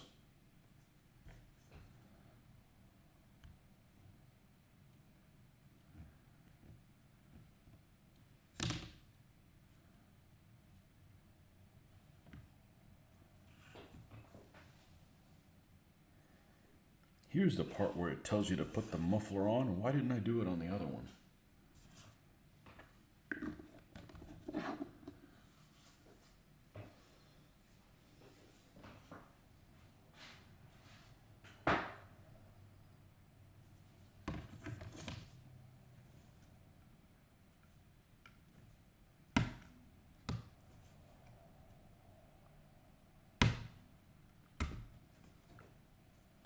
Did I not put the front ones on either? I didn't.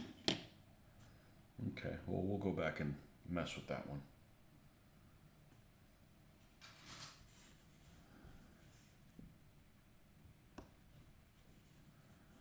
You know, it'd be easier to put together if I didn't sand or grind all the little pieces down, but any little burrs like that are going to draw attention to themselves when I do the dry brushing and weathering. It's going to be naturally a magnet for that sort of thing.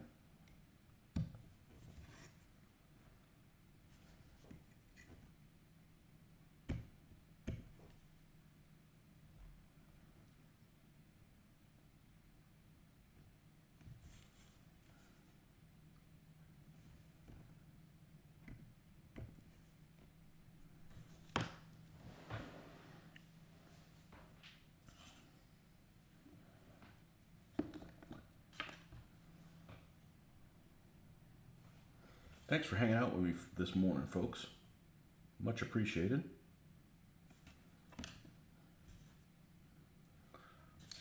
I'm not a fan of just doing this by myself. And I can listen to Audible or something like that, but I just find myself ooh, you misbehaving now.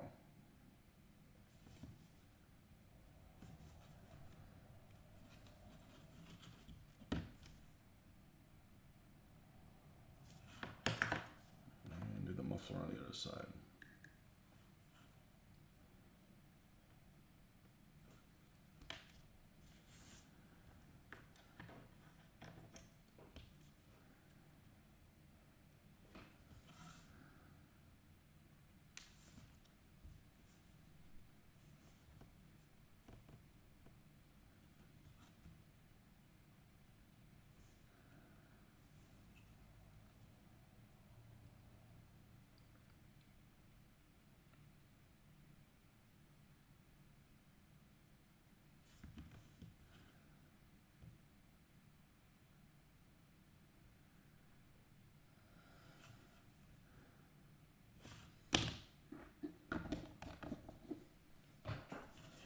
The Airfix 234-4, okay, the one pack 40, has the fenders of the 231 series rather than the 234 series. Makes it difficult to use in a historical game.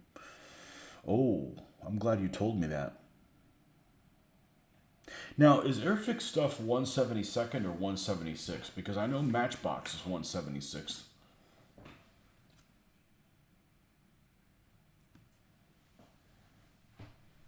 And it's strange because Matchbox makes planes too, and I'm pretty sure their planes are 1/72.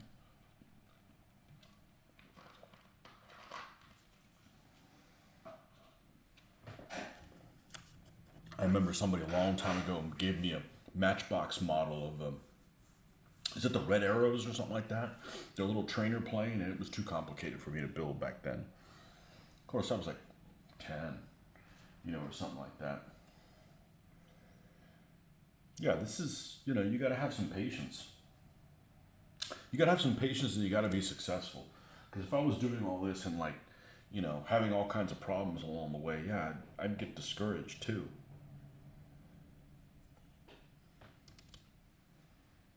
I'm looking for the little blocks that go on the front.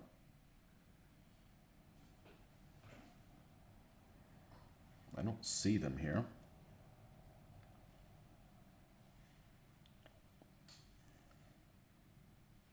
I thought I saw them.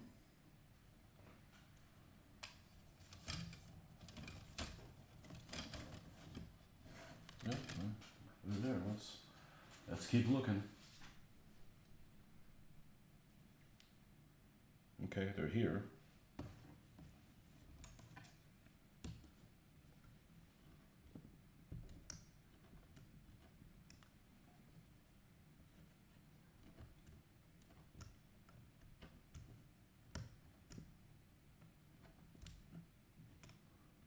How strange, they're missing off of one of them.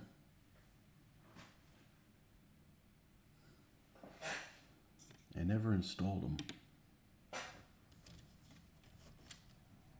I don't really know what the hell those things are.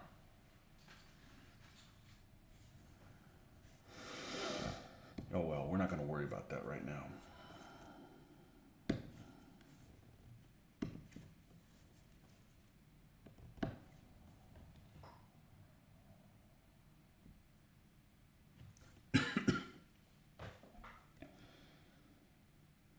Airfix Classic range is 76. The new tools are 1/72. How is that?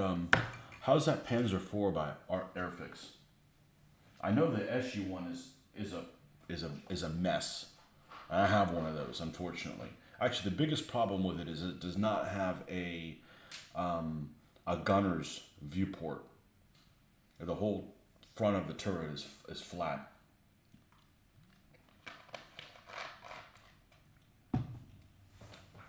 I mean,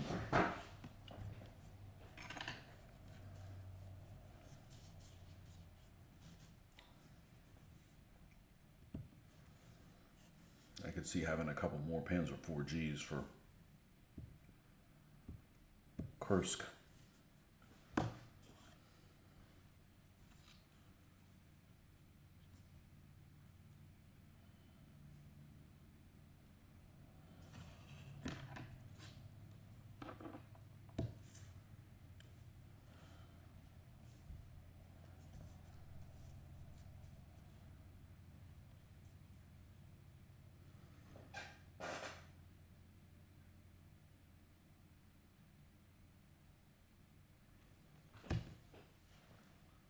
Let me take a look at. Shoot. Let's take a look at this. It's even here. One thicker than the other one. This seems to make it seem that the thicker one goes towards the bottom. Yeah, and the buckles go towards the outside. All right.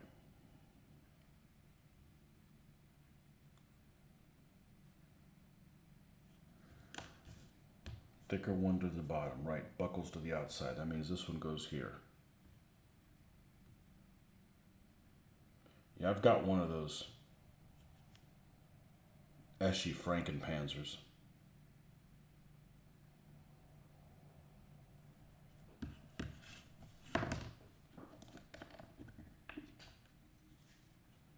And it'll get painted. I'm not buying a special little vision port for it. It's annoying when you have to. We can make this model right, but it's going to cost more than than another model. Yeah, no thanks. Okay, that goes there. What do you got left? Ooh, the cannon, the cannon. What's a war vehicle without, killing weapons? Okay, that's the 75. Okay, here's that. Here's the turret. Cool.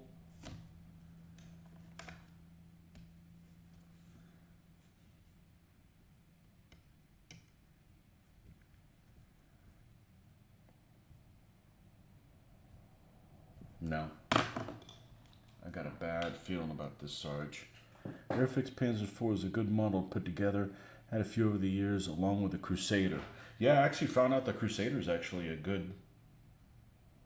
The Crusader I found out recently. I didn't know you could make an early Crusader from it.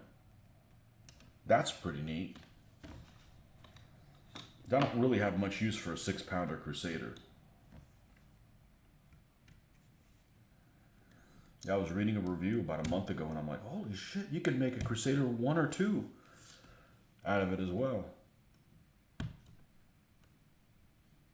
Actually, I don't know if you can make Crusader 1. You may be able to make Crusader 2 out of it. I'm like, I didn't know that. Damn it.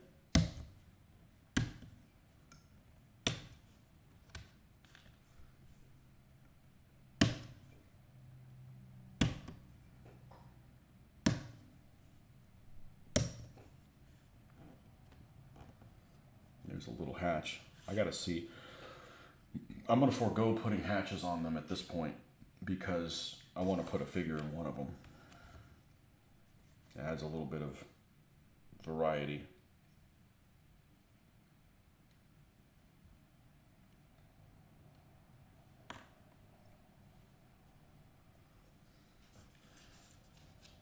I think the problem with the Airfix Panzer IV, it may come with the hatch permanently closed. I just like the option of it. I don't mind if it doesn't come with a crew figure. I just want the hatch open.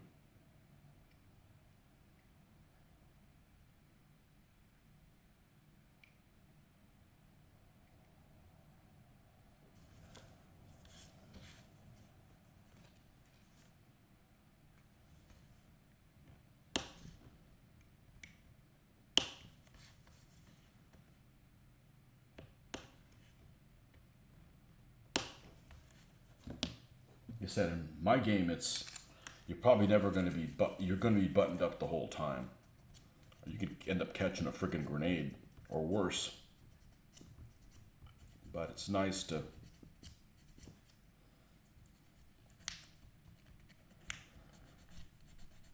have a figure in there for a sense of scale and, for pictures. I don't mind painting figures.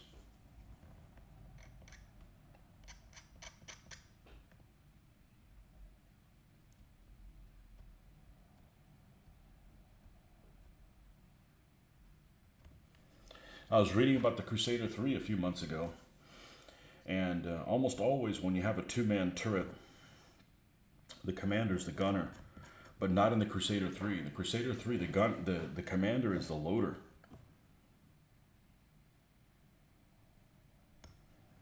Kind of unique in that. There may be another vehicle that's that way, but it struck me as strange. I'll have to play Armored Commander and see if they've got that right. The designer of that game is pretty receptive to changes on it. Corrections, I should say, not changes, corrections.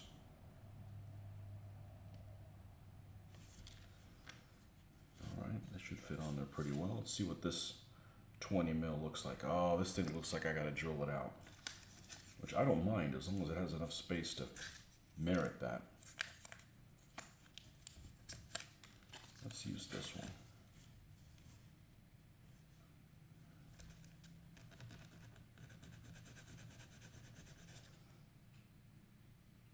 I couldn't believe those S models came with brass barrels. That's amazing.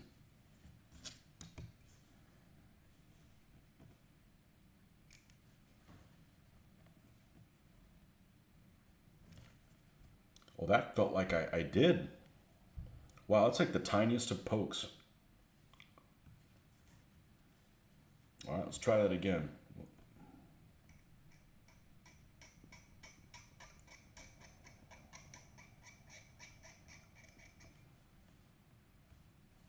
Usually, pop your finger, it'll bleed like a stuck pig.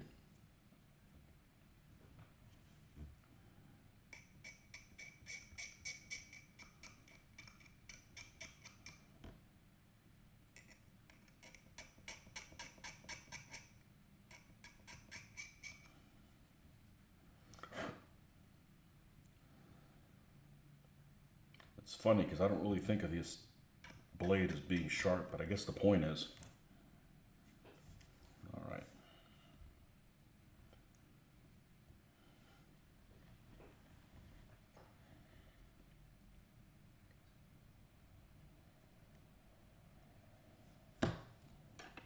What size bit we have in there? Do we have to go smaller? No. I think we can do this.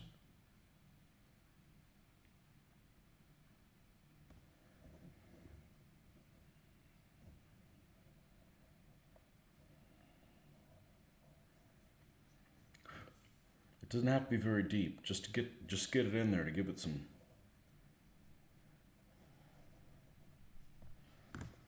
Look at that. We're not drilling out the machine gun. And it's definitely oversized. I mean, it's bigger than it's like the size of a 37 millimeter. All right, this goes in here.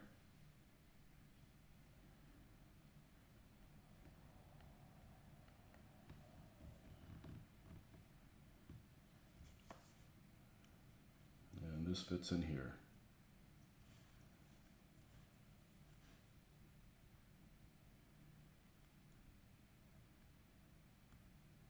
Oh, interesting.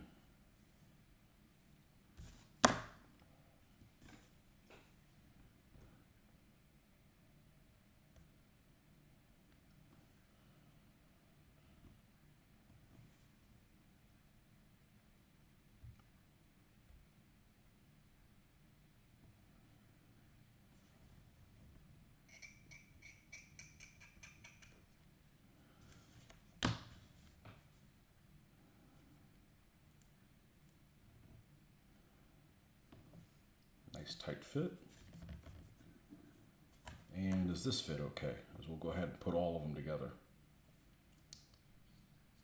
And Plastic Soldier Company uses a mixture of different styles. I prefer this one that doesn't have the nibs on it. I'll have to cut them off.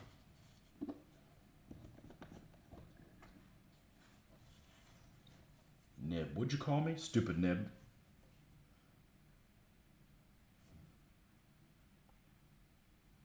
That's what I thought.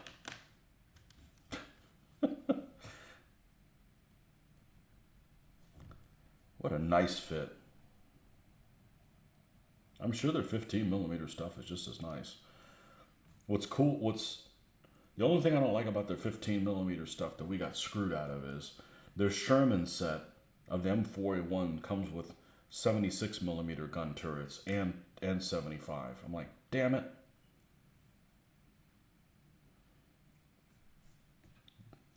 The 20 millimeter one doesn't have the 75s in with it with the M4A1 set. Damn it. Oh well.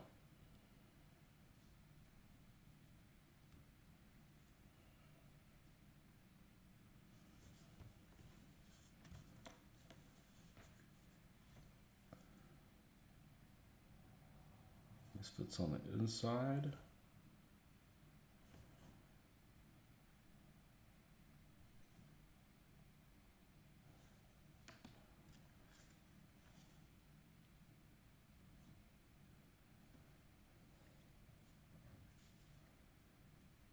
All right,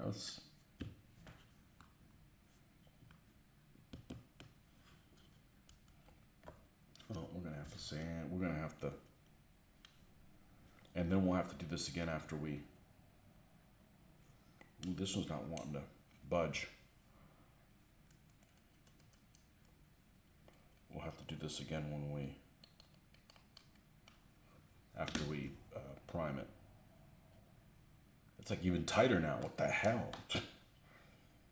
Welcome to Bizarro.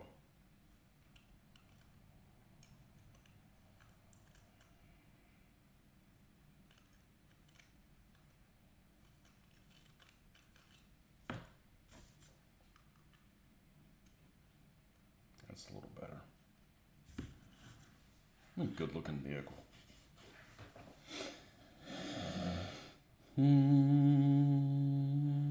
Assemble optional rear armor. Okay, I'll debate that as well. I want to make these two different from each other. Okay, now we got to do the handles. We finally were able to find out what those things were. They're handles. What about the armor plate? Oh, the standard one doesn't have one. It just has the armor plate for the... Well, there's a variety of things. We'll modify those two different. I want the two to be different. I want these two 231s to be different. Now, there's lots of different varieties to make them a little different from each other. I think the whatchamacallit has the other one that I have definitely has the armor plate on it. What are you looking for? Grab handles? Grab handles. I think that one's common on all of them use those grab handles. Here we go.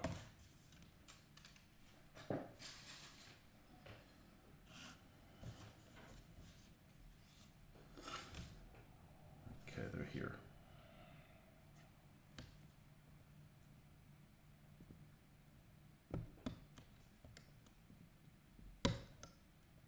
And then here.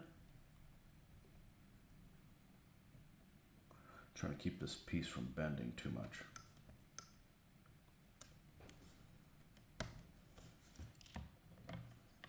What's that? That's the extra armor plate that goes on the back that a tire sticks on. Okay.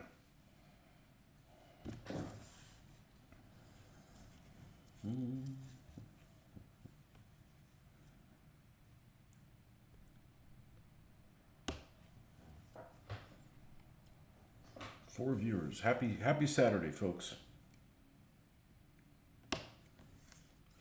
Unless you got to work on Saturday, then sucks to be you, bitch.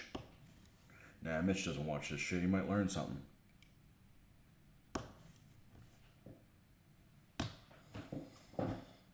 Well, at least that uneasy feeling I was feeling in my stomach went away quickly. I don't usually get a scrambled stomach, so to speak. It's a pretty rare event, so I'm not really used to that feeling.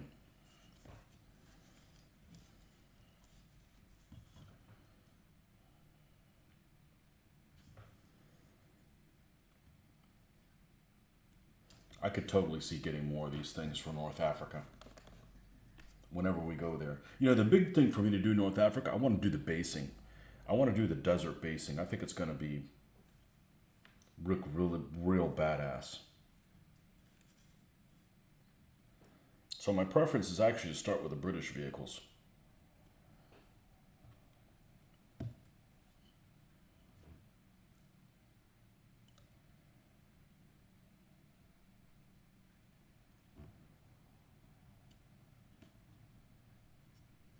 All right, first of all, let's put you away.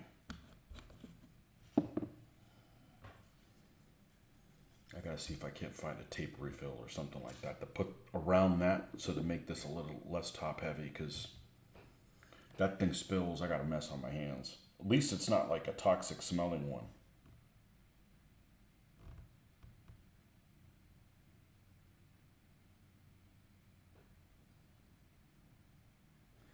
It says to drill this, complete the pre-drilled holes with 1mm drill. I don't know what I'd drill in there. Maybe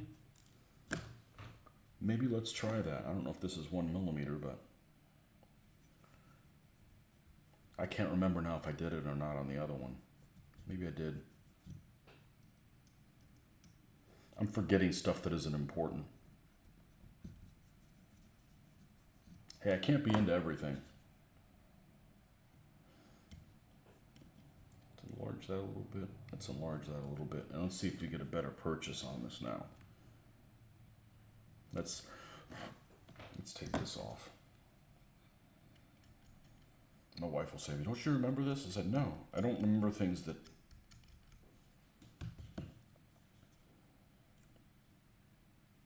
I can't remember everything. I think that's what I needed to do, was this. Oh, let me make you a little bit bigger. Make you a little bit bigger. The last time I did models in the early 90s, I didn't have all this stuff. And by stuff, I just, I mean simple things like drill bits and sandpaper and stuff that makes your experience less of a pain in the ass.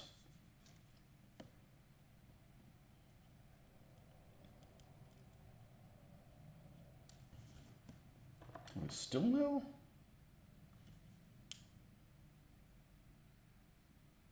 Sound like the tip of this thing going, which would be weird considering the angle I was doing this at. All right, let's see if that does it.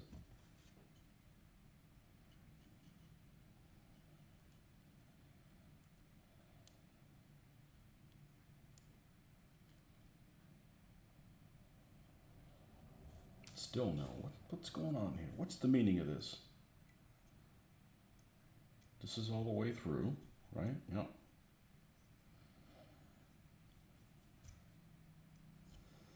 This one's all the way through.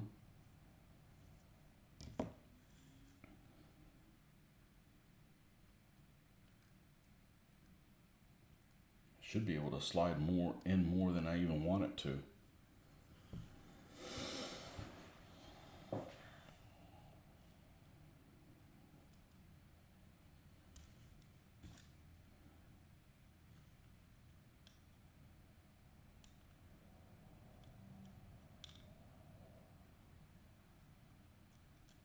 What did I do with the other one? Oh, I didn't jewel it at all. I might have to go back and fix that. I didn't have my proper caffeine in the morning. I knocked that thing out one of the day. I want to say Thursday morning. There we go.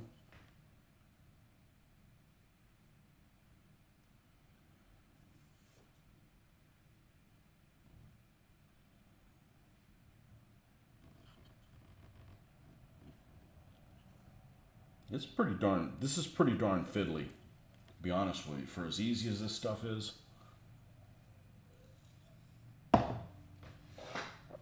You always remember being one of my favorite vehicles. Yeah, I built the 35th scale one in Tamaya as well. And it was relatively easy to make the turret rotate on that one. Although it seemed like the front of the turret was a pain in the butt to put together on that kit. All right, what's going on here? We need this like at this angle so that it... All right, let's go to the other side. Let's go to the other side. This is just so pleasant to drill into plastic as opposed to white metal.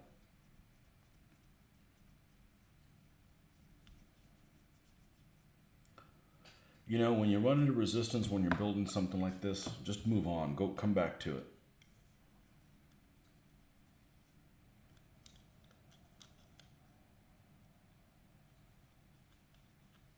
Good morning to you, Mr. Burgess. Thanks for coming by.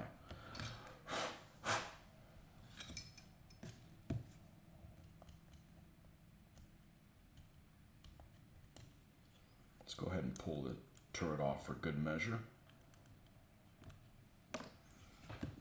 Yeah, this is, I mean, some of these things are challenging.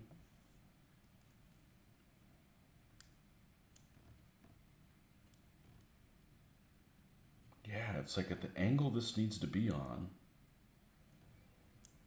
The hole isn't made for that. All right. We need to take out the bottom. We'll make this work. I'm surprised how difficult this is for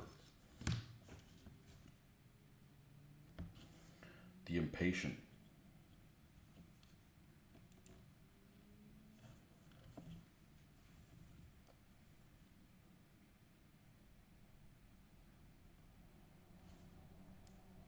Yeah, it doesn't fit in there. We got the front one about the right place.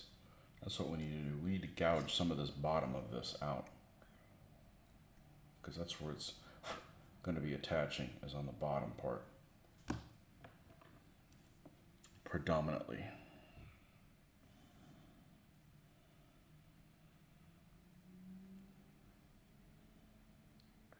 We're getting there. We're in the right place, in the right frame of mind.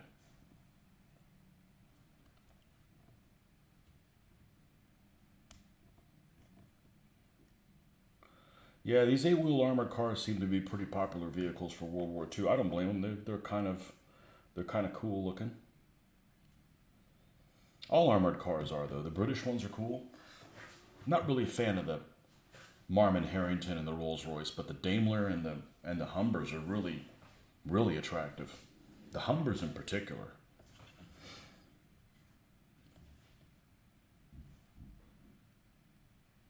Yeah, this needs to, let's pull this out more.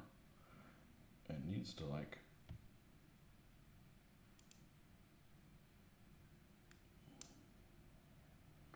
so strange. All right, let's try something different. What if we push it in further? Okay, that works. That works. All right, let's go to the other side. You can't give up. You can't let this bastard win. You can't let these Nazis win.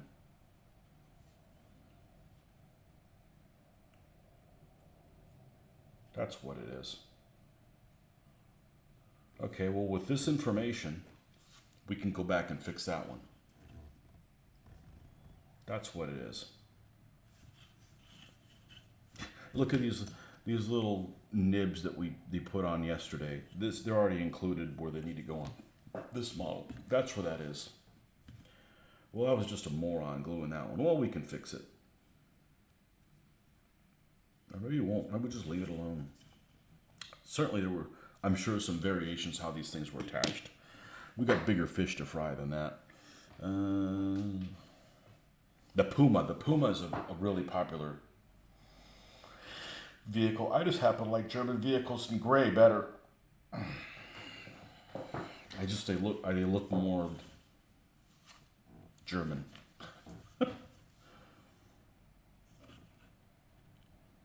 Had a friend of mine that was a modeler. He was the opposite. He liked the Germans, and oh, look at that. It cracked here. That's why you can't have anything nice. I'm telling you, if I'm running into these problems, I know other people are too, because I'm more patient than most. I had a guy when I was a modeling friend, and he was the opposite of me. He liked the Germans in 3-color, and he liked to paint his German troops with the short boots. And to me, it's Germans are gray and jack boots. Tall boots like Han Solo. Wait. Maybe it's the other way around. Ah, poop.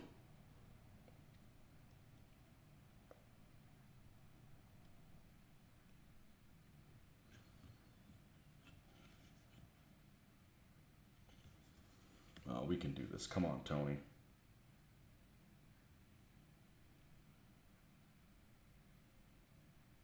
We got the skill set for this.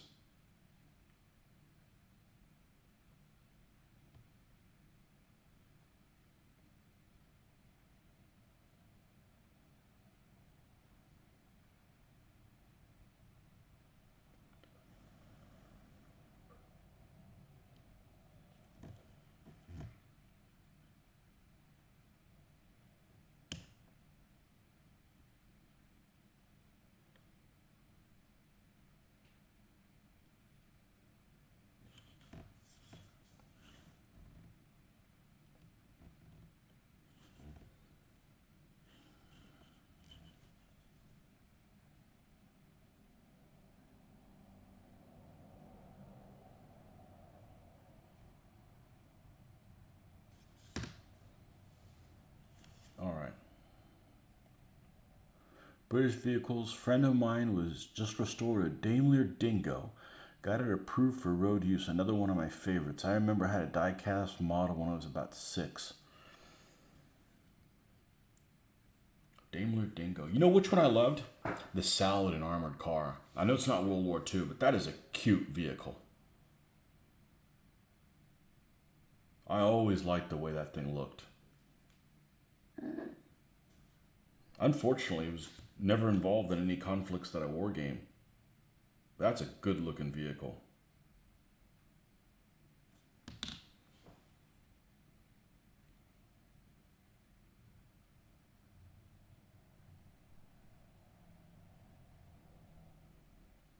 I've forgotten about that. That's a good looking vehicle.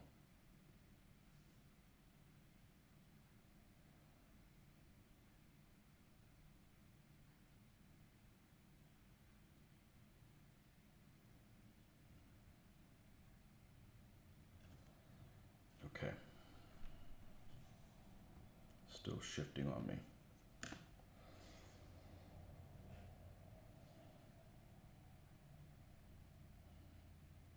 I remember they had those Corgi and Dinky models when I was a kid, and I think I had like the German half track that would shoot the things off the side. You could like stick toothpicks and shoot them out there, but I got it used because those things were expensive. I mean, they were probably close to $30 way back in the day, which is a lot of money to, give some kid, Like Britain's figures, I never had any Britain's figures. Too expensive. We weren't made of money or anything. Now I went to a toy shop in Connecticut when we were traveling, and they had those Britain's figures, and I looked at them and some guy was like selling them painted. I'm like, yeah, those don't look very good for that price.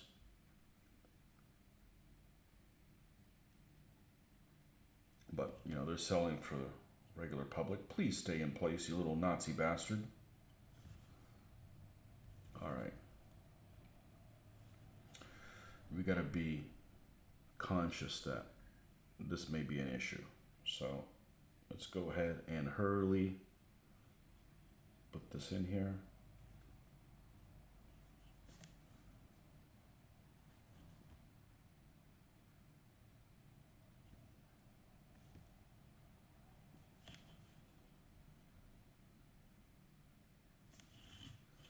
All right, leave that as is. Whew. All right, what's left on this thing?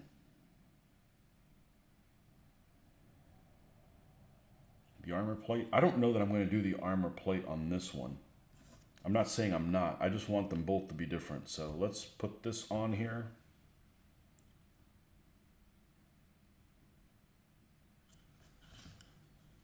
You're stressing me out, man. You're stressing me out.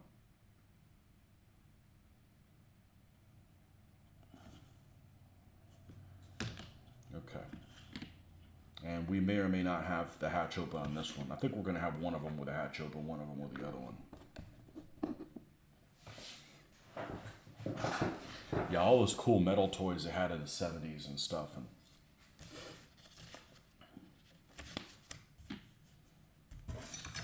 I didn't get everything I wanted, which is fine. I think it's good now as an adult. You get used to not having everything you want. And nobody has everything they want. Okay. This is the extra armor plate. Crew. Let's see if the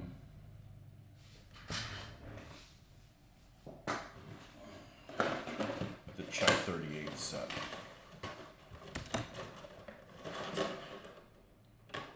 It's the one I have the crew commander figures for.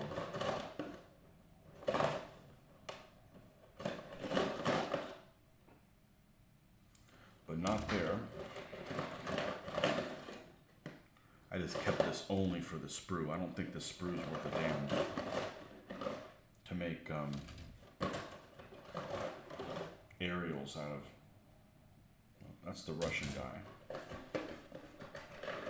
from the T-70 set.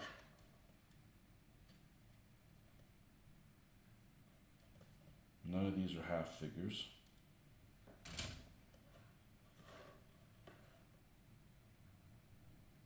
Okay, this is the guy that we're looking for.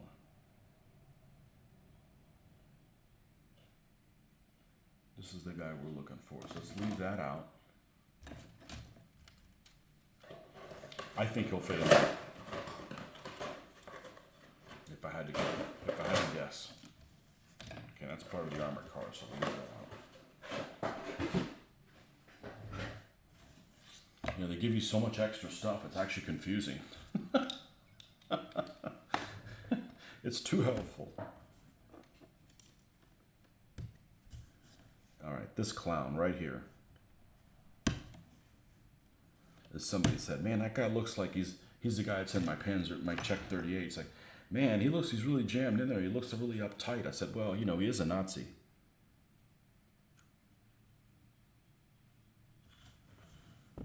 I think he'll fit in there just fine. We'll cut this base down a little bit. Stick his happy Nazi ass in there. Give him a little hatch. Okay. We'll leave his little Nazi ass in there. Okay.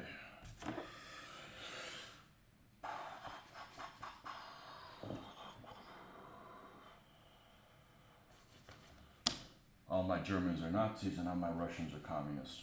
Keeps it that way. That way I can't be accused of, what's the thing they call them? A wereaboo? People that are worship the...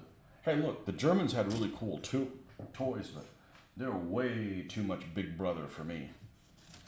I like freedom, leaving people the hell alone. They were snappy dressers, but that's it. They sucked at everything else. Okay, let's pull these suspension parts out. I am still floored why, you know, growing up, you'd have the company like Tamiya or pretty much everybody. They'd make like vehicles for the Second World War, and 10 of the 12 they made were all German vehicles. I'm like, man, you know, they do need somebody to fight. 1, 2, 3, 4, 5, 6, 7, 8. They do need someone to fight. I figured they'd be like, you know, even number of both sides. I mean, sure, the German stuff was everywhere and interesting camouflage schemes and stuff looks pretty wicked, but, you know, they got to have folks to fight. You can't just have all German stuff.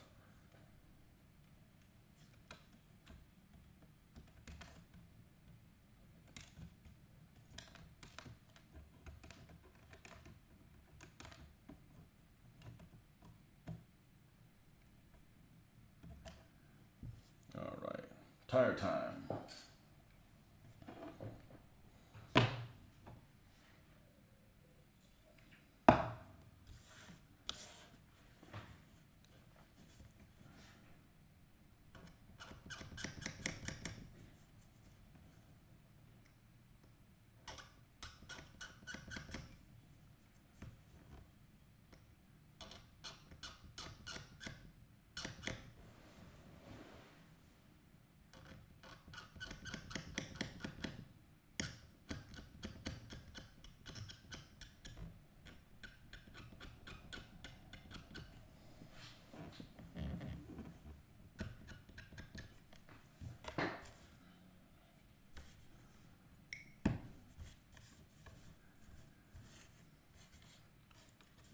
Problem building German stuff or putting swastikas on my things if they're appropriate. I'm not going to put them on film because I just get myself into trouble from, you know, not even necessarily people monitoring it for content, but there's auto things that, you know, picks up, and I don't want to have to write letters and nonsense for that. So I've got a set of little German flags that I need to put on some of these vehicles, but we'll just keep those off screen.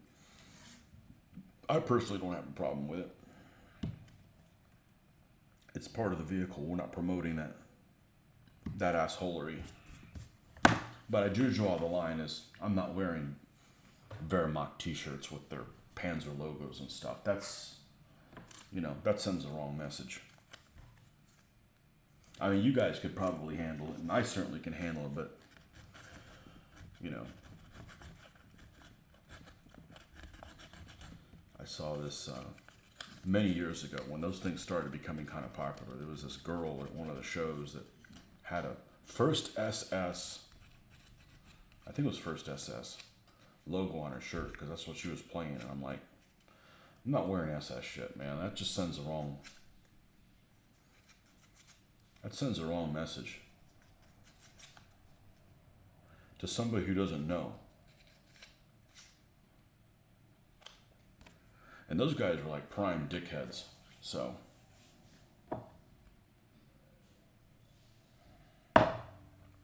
growing up, World War, when I, preteen. I think I'm going to switch sandpapers on this. This is the finer one. Let's save that. We need a little bit rougher for the tires.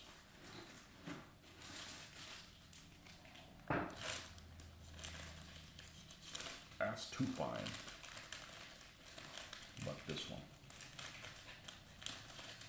That one's too rough. Holy Goldilocks, Batman.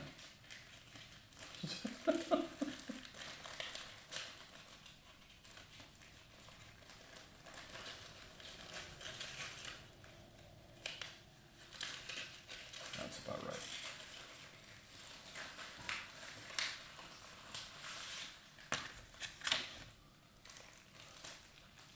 Growing up when I did, I know I'm playing German stuff. The German stuff tends to look pretty wicked. Proper use of that word.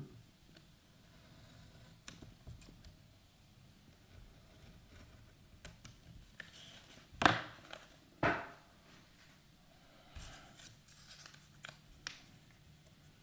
don't believe in a clean Wehrmacht.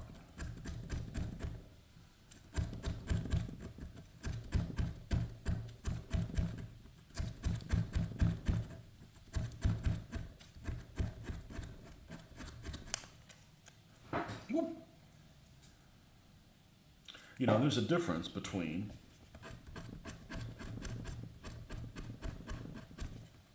being in a war, which I've never been in one, and not taking prisoners. Because, you're getting shot at, and as soon as you overrun a position, like, oh, we surrendered. Like, 5 seconds ago, you were just killing my mates. Not cool. There's a difference between doing that and just haphazardly killing civilians and sending them on a one-way train ride. There's a big effing difference between the two, in my book. And I can understand one and not the other.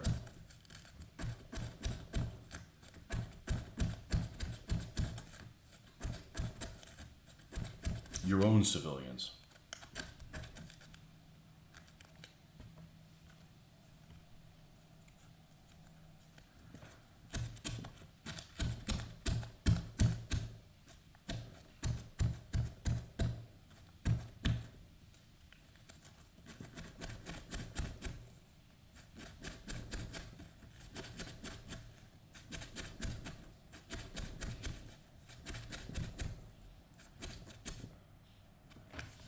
Working a little bit better with this one. It's probably a little newer.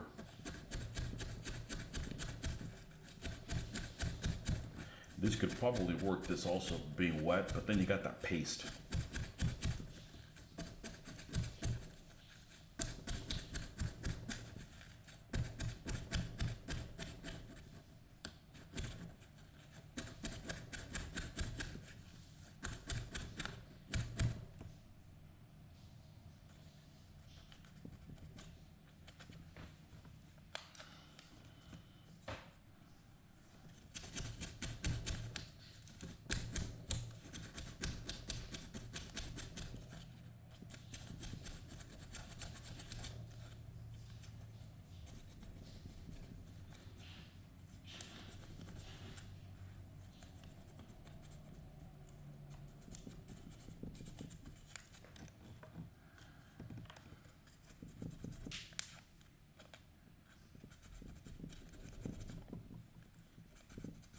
Well, I was kind of optimistic that I'd get both of these armored cars done this morning, but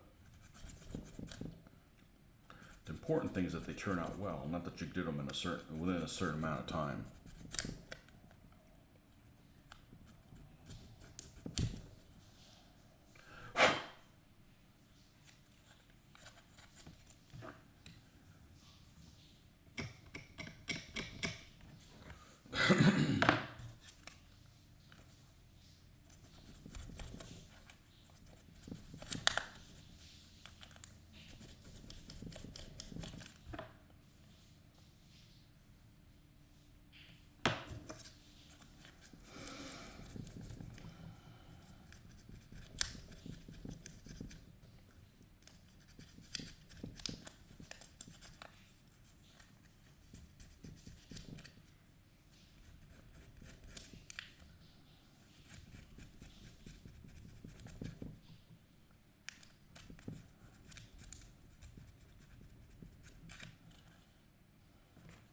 Okay.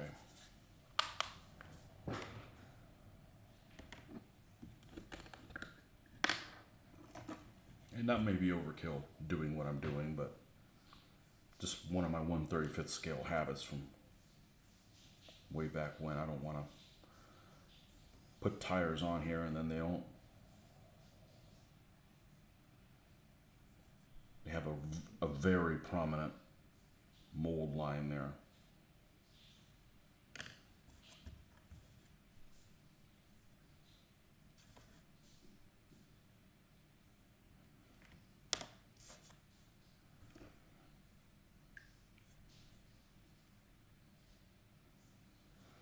Yeah, I built the Tamiya kit and then just never painted it because I couldn't decide what theater I was going to do it for. I ran into a problem, and that's what would happen.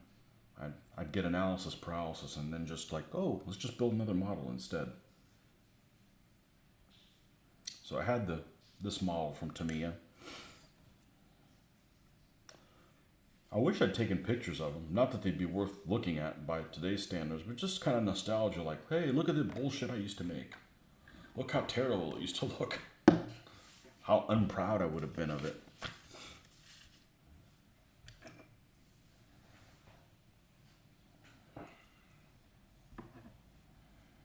Bottom hole.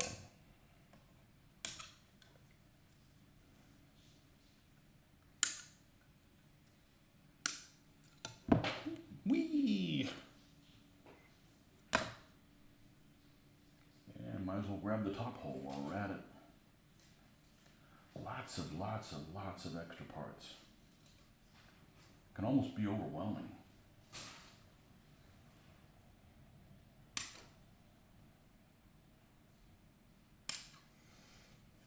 You know, I could see making one of these as a wreck. Because remember, I've got a whole one of these from doing this one. As a wreck in the sand. Almost like it crashed on a dune. That might scratch my itch of doing Africa Corps stuff. Of course, the problem is it might look so freaking cool. I just open up a whole can of going into a different direction.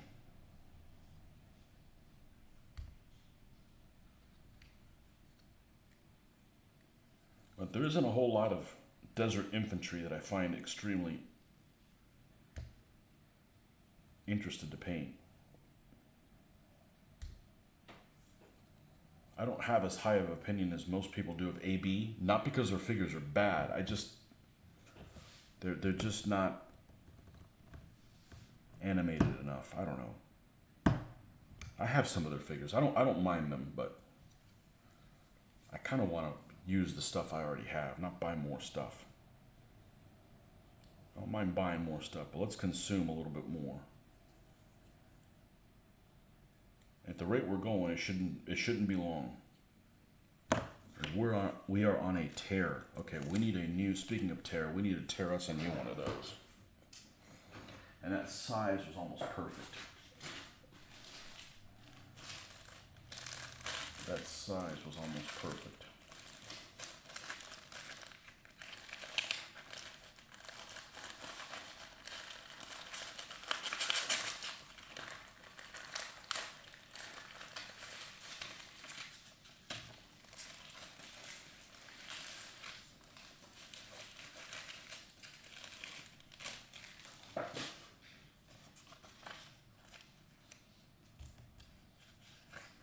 when I was doing these 20s, AB had figures, but they all had, the only thing they had at the time was tank crews.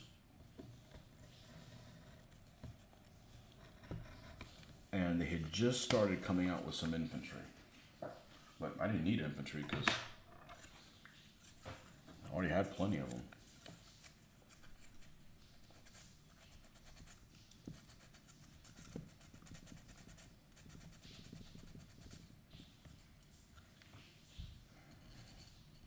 And I got a couple squads of SS bastards.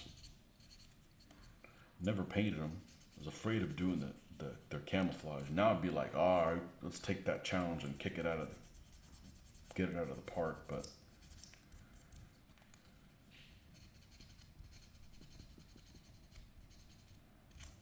we'll see when we get around to doing them. For more combat miniatures, they're actually like 1940s type figures. The machine guns all have the submachine gun in the squad or MP-28s, and they do not have MG-34s. They have the Czech guns, the Czech machine gun, ZB, whatever the hell it's called. Bren cousin to the Bren gun, I think.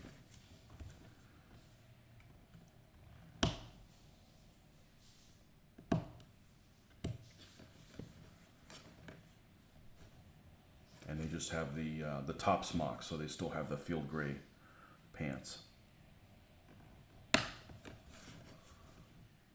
which is my preference. If I'm going to paint SS guys, I really am not a fan of the whole jumpsuit thing. You believe symbols still illegal in many countries. This is why Airfix kits tend to not have tail symbols for aircraft. My Stuka, which I built many MPC kits here in the States, they were just rebranded Airfix kits. My Stuka, which I've always have a fond thing for Stukas, had a swastika on it, but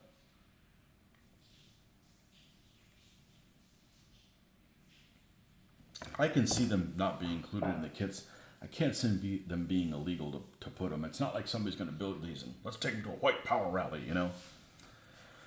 Yeah, no, that's a little extreme, but I'll put them on my stuff. I am a little apprehensive about putting them on film, not because people will think something of me, but, you know, I don't want the film getting banned or whatever, you know, automatically. People that watch my show know that what I'm all about. That's not... If I was into that stuff, I'm doing a really poor job of it. I'm promoting that. I'm not doing a very good job of promoting that ideology. So I'm not worried about my viewers. I'm worried about, you know, automatic stuff. Like I said, I was doing a live video a few months ago, maybe even a year ago. It was a while ago. And I was just doing this, and in the background, the girls in the other room were watching a sitcom. And the automatic YouTube, what do you call it? The algorithm, or picked up the song of the soundtrack, and I had a problem with the video. I had to take it down, or delete the song, or, you know, mute it for the time while it was playing. I couldn't even hear it. So there's stuff that's going on that we're not aware of.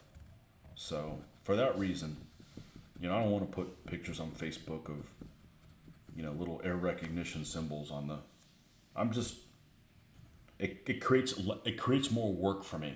Have to go back and correct all that stuff. So, you know, if it's gonna be a problem, then I'm just not even gonna do it, because it's gonna piss me off later on, and I'm gonna have to correct it.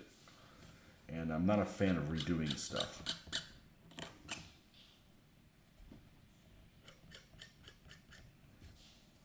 Not that I have necessarily a problem with it. As a matter of fact, I know someone who has. Their carrying case for the Germans, they printed a big, crooked spider flag on there and put it on there. But, it's not on film or anything. It doesn't bother me. I know the person's not one of those. It's just what they had, you know. When I had my war room where we used to play, I had all the flags across the room, and there was a Rising Sun there, a French one, an American one, all the stuff, because we used to play World War II stuff. I had a Nazi flag up there, but it was along there with the other ones, I don't want to film that. I don't want to put it on film. Let's put it that way.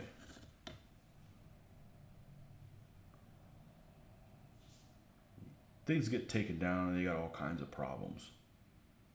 And, especially if you're trying to do something for the goodness of the hobby, then you get punished by, some automatic thing. I'd rather just not put it up there. Not that I'm offended by that stuff.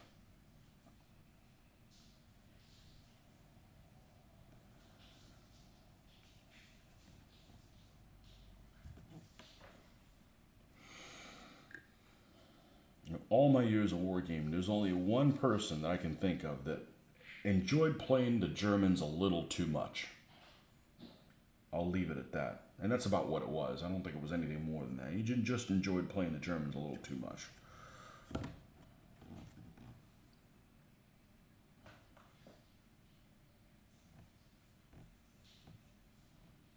The World War II Germans a little too much.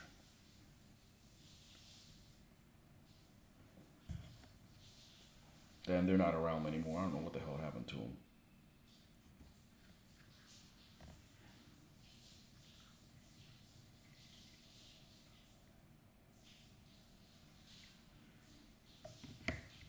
Okay. Let's put that away.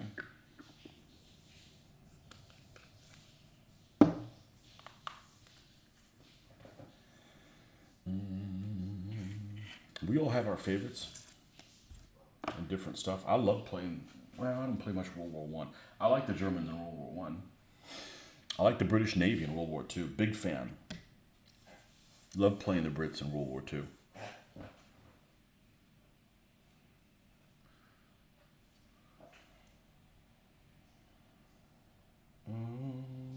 Is it turret time? No, we got to do the front and the back. I need to go check on something and make sure that we can continue on. Just a moment.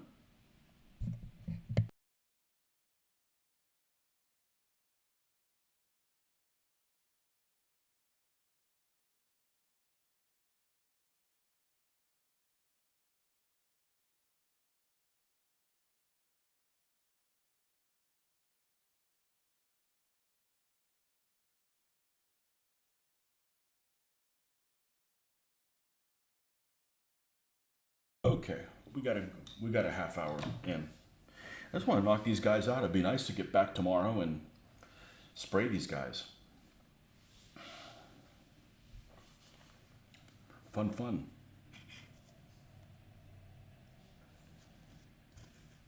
These things I think are a really good value. They, you get a lot for. They're a pain to get here in the States. There's only a few people that have them in stock. This one came from the UK and took a while to get here. Got held up in customs, or I don't know what it was.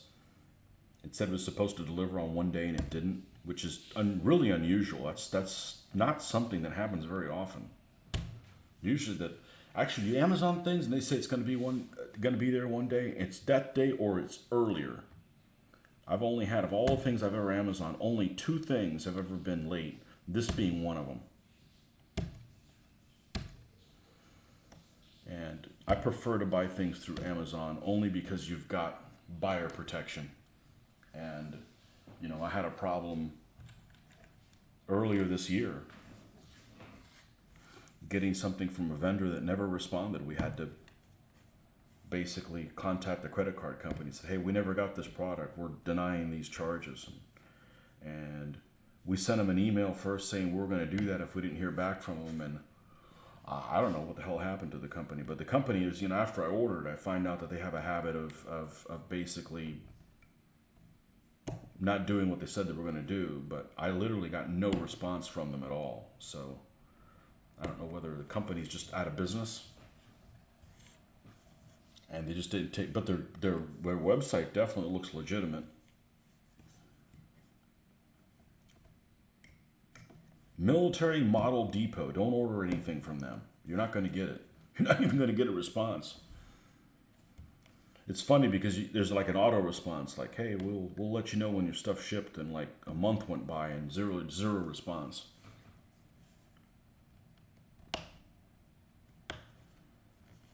That was one place I ordered from because their prices seemed to be good. Their shipping was okay. They were in the States and they had a lot of things in stock. Well, lies, I tell you. Or maybe they did have the stuff in stock and everybody that works there died. I don't know. You know?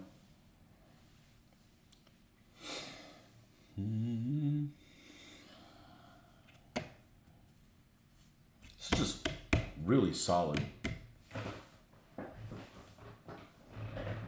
Really, really solid.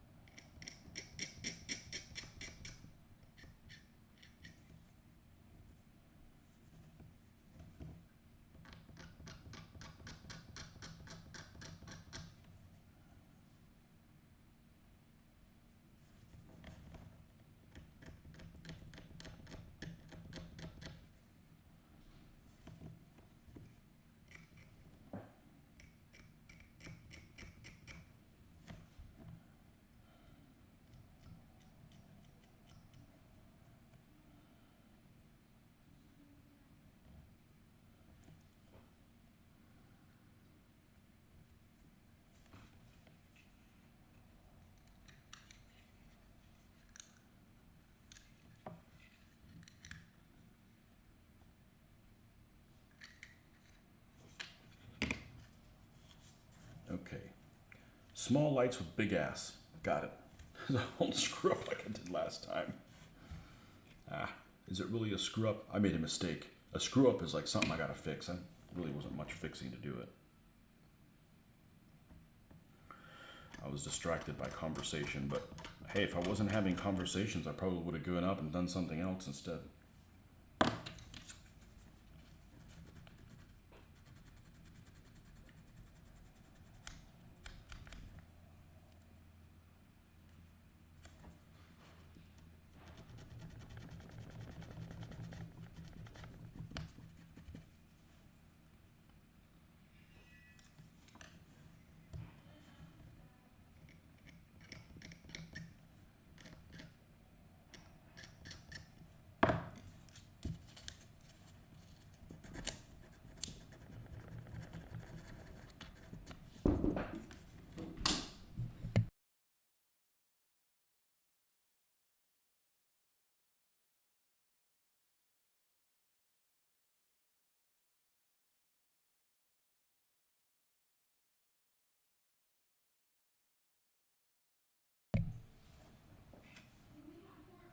All right, let's clean up this, which has tiny little bits of flash.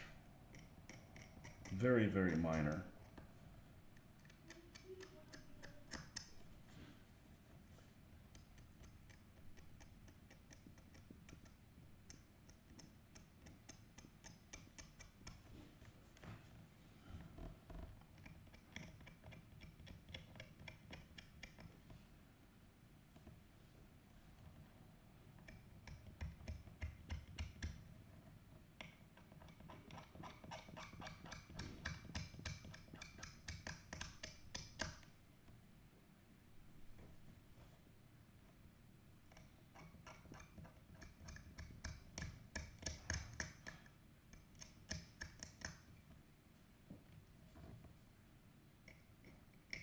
Just those little parts that are showing.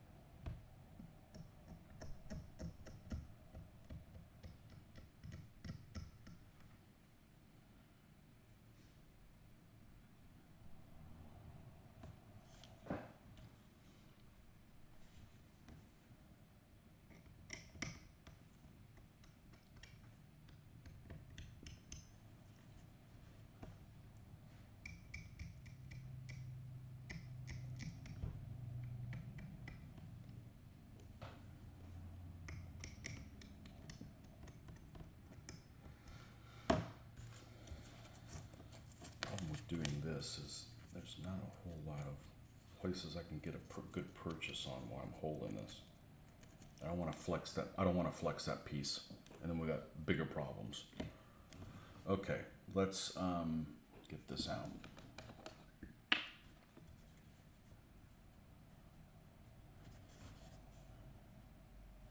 It's like that.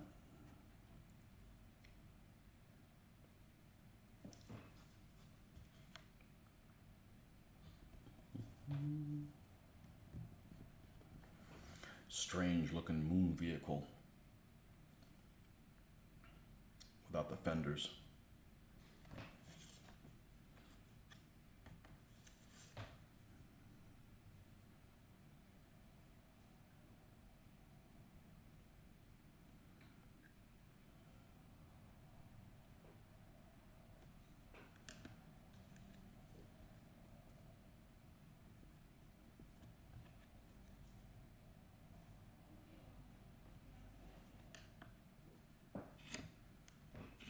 All right. The big piece goes on the butt.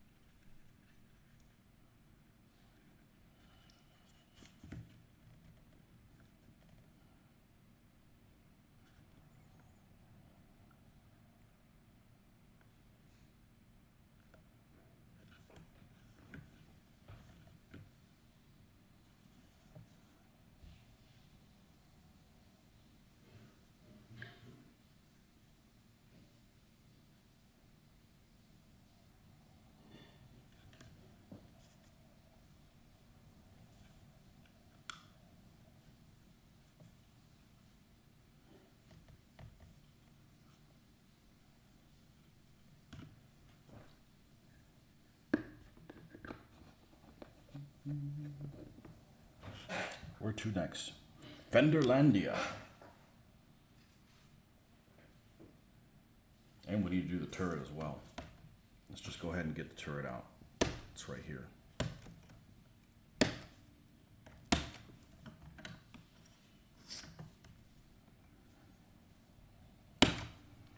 Fenderlandia.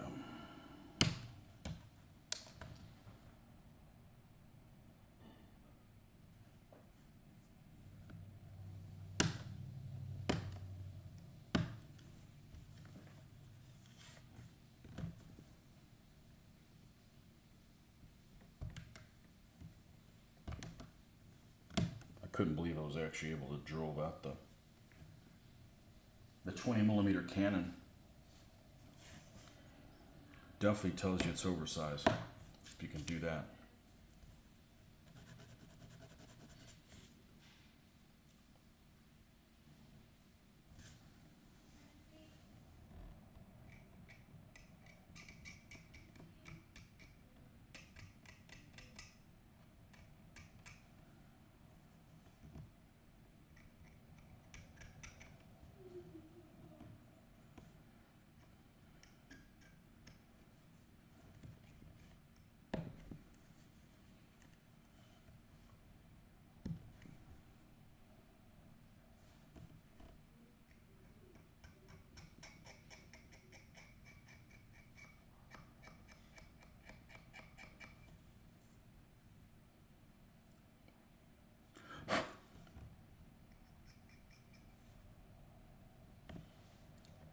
Make sure we get this right in the center.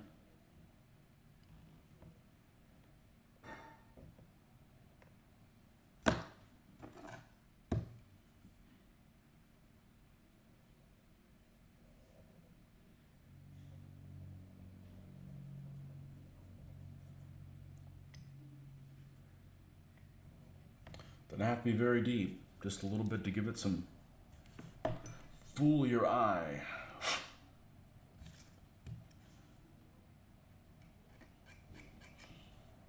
Not drilling out the end of the machine gun. That's just sadistic. That's unnecessary.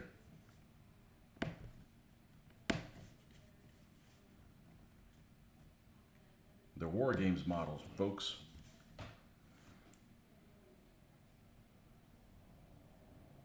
They're going to look good enough as it is.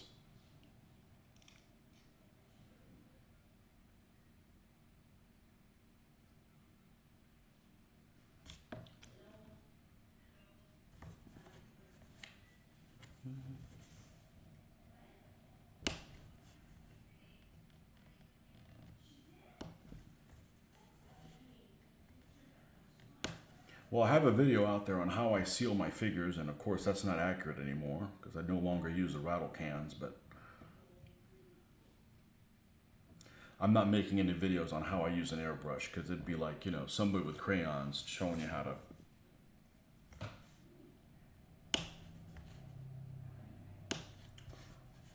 do other stuff. I'm not there yet. I don't know if I'll ever be there. I'll do good enough. It's not. I've got 35 years of practice doing this by hand, so I'm just glad I don't have to smell that stinky shit no more. Rattle cans. You know, they're expensive. They smell bad.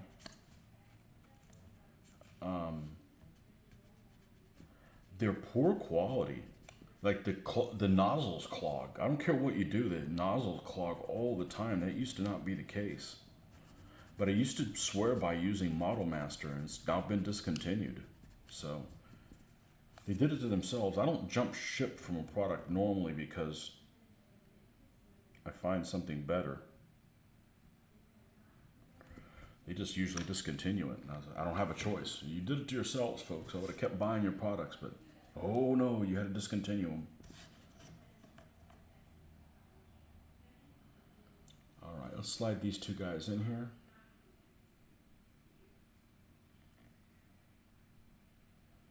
That should fit flush and should fit like so.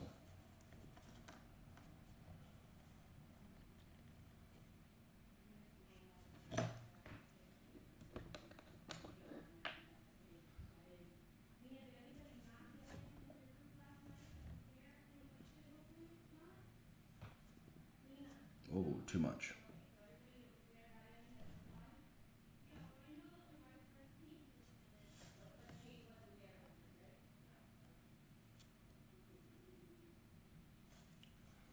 And then we'll go all the way around the edge here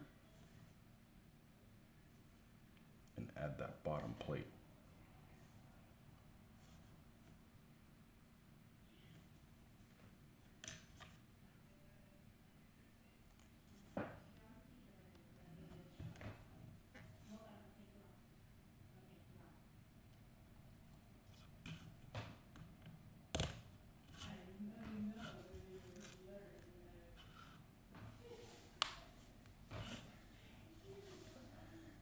You have time for the fenders? I think we're going to stop right there.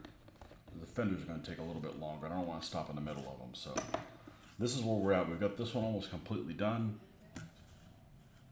Obviously, we've got some modifications we're going to do on there. We've got to do the top antenna for the 263. This one. And 222.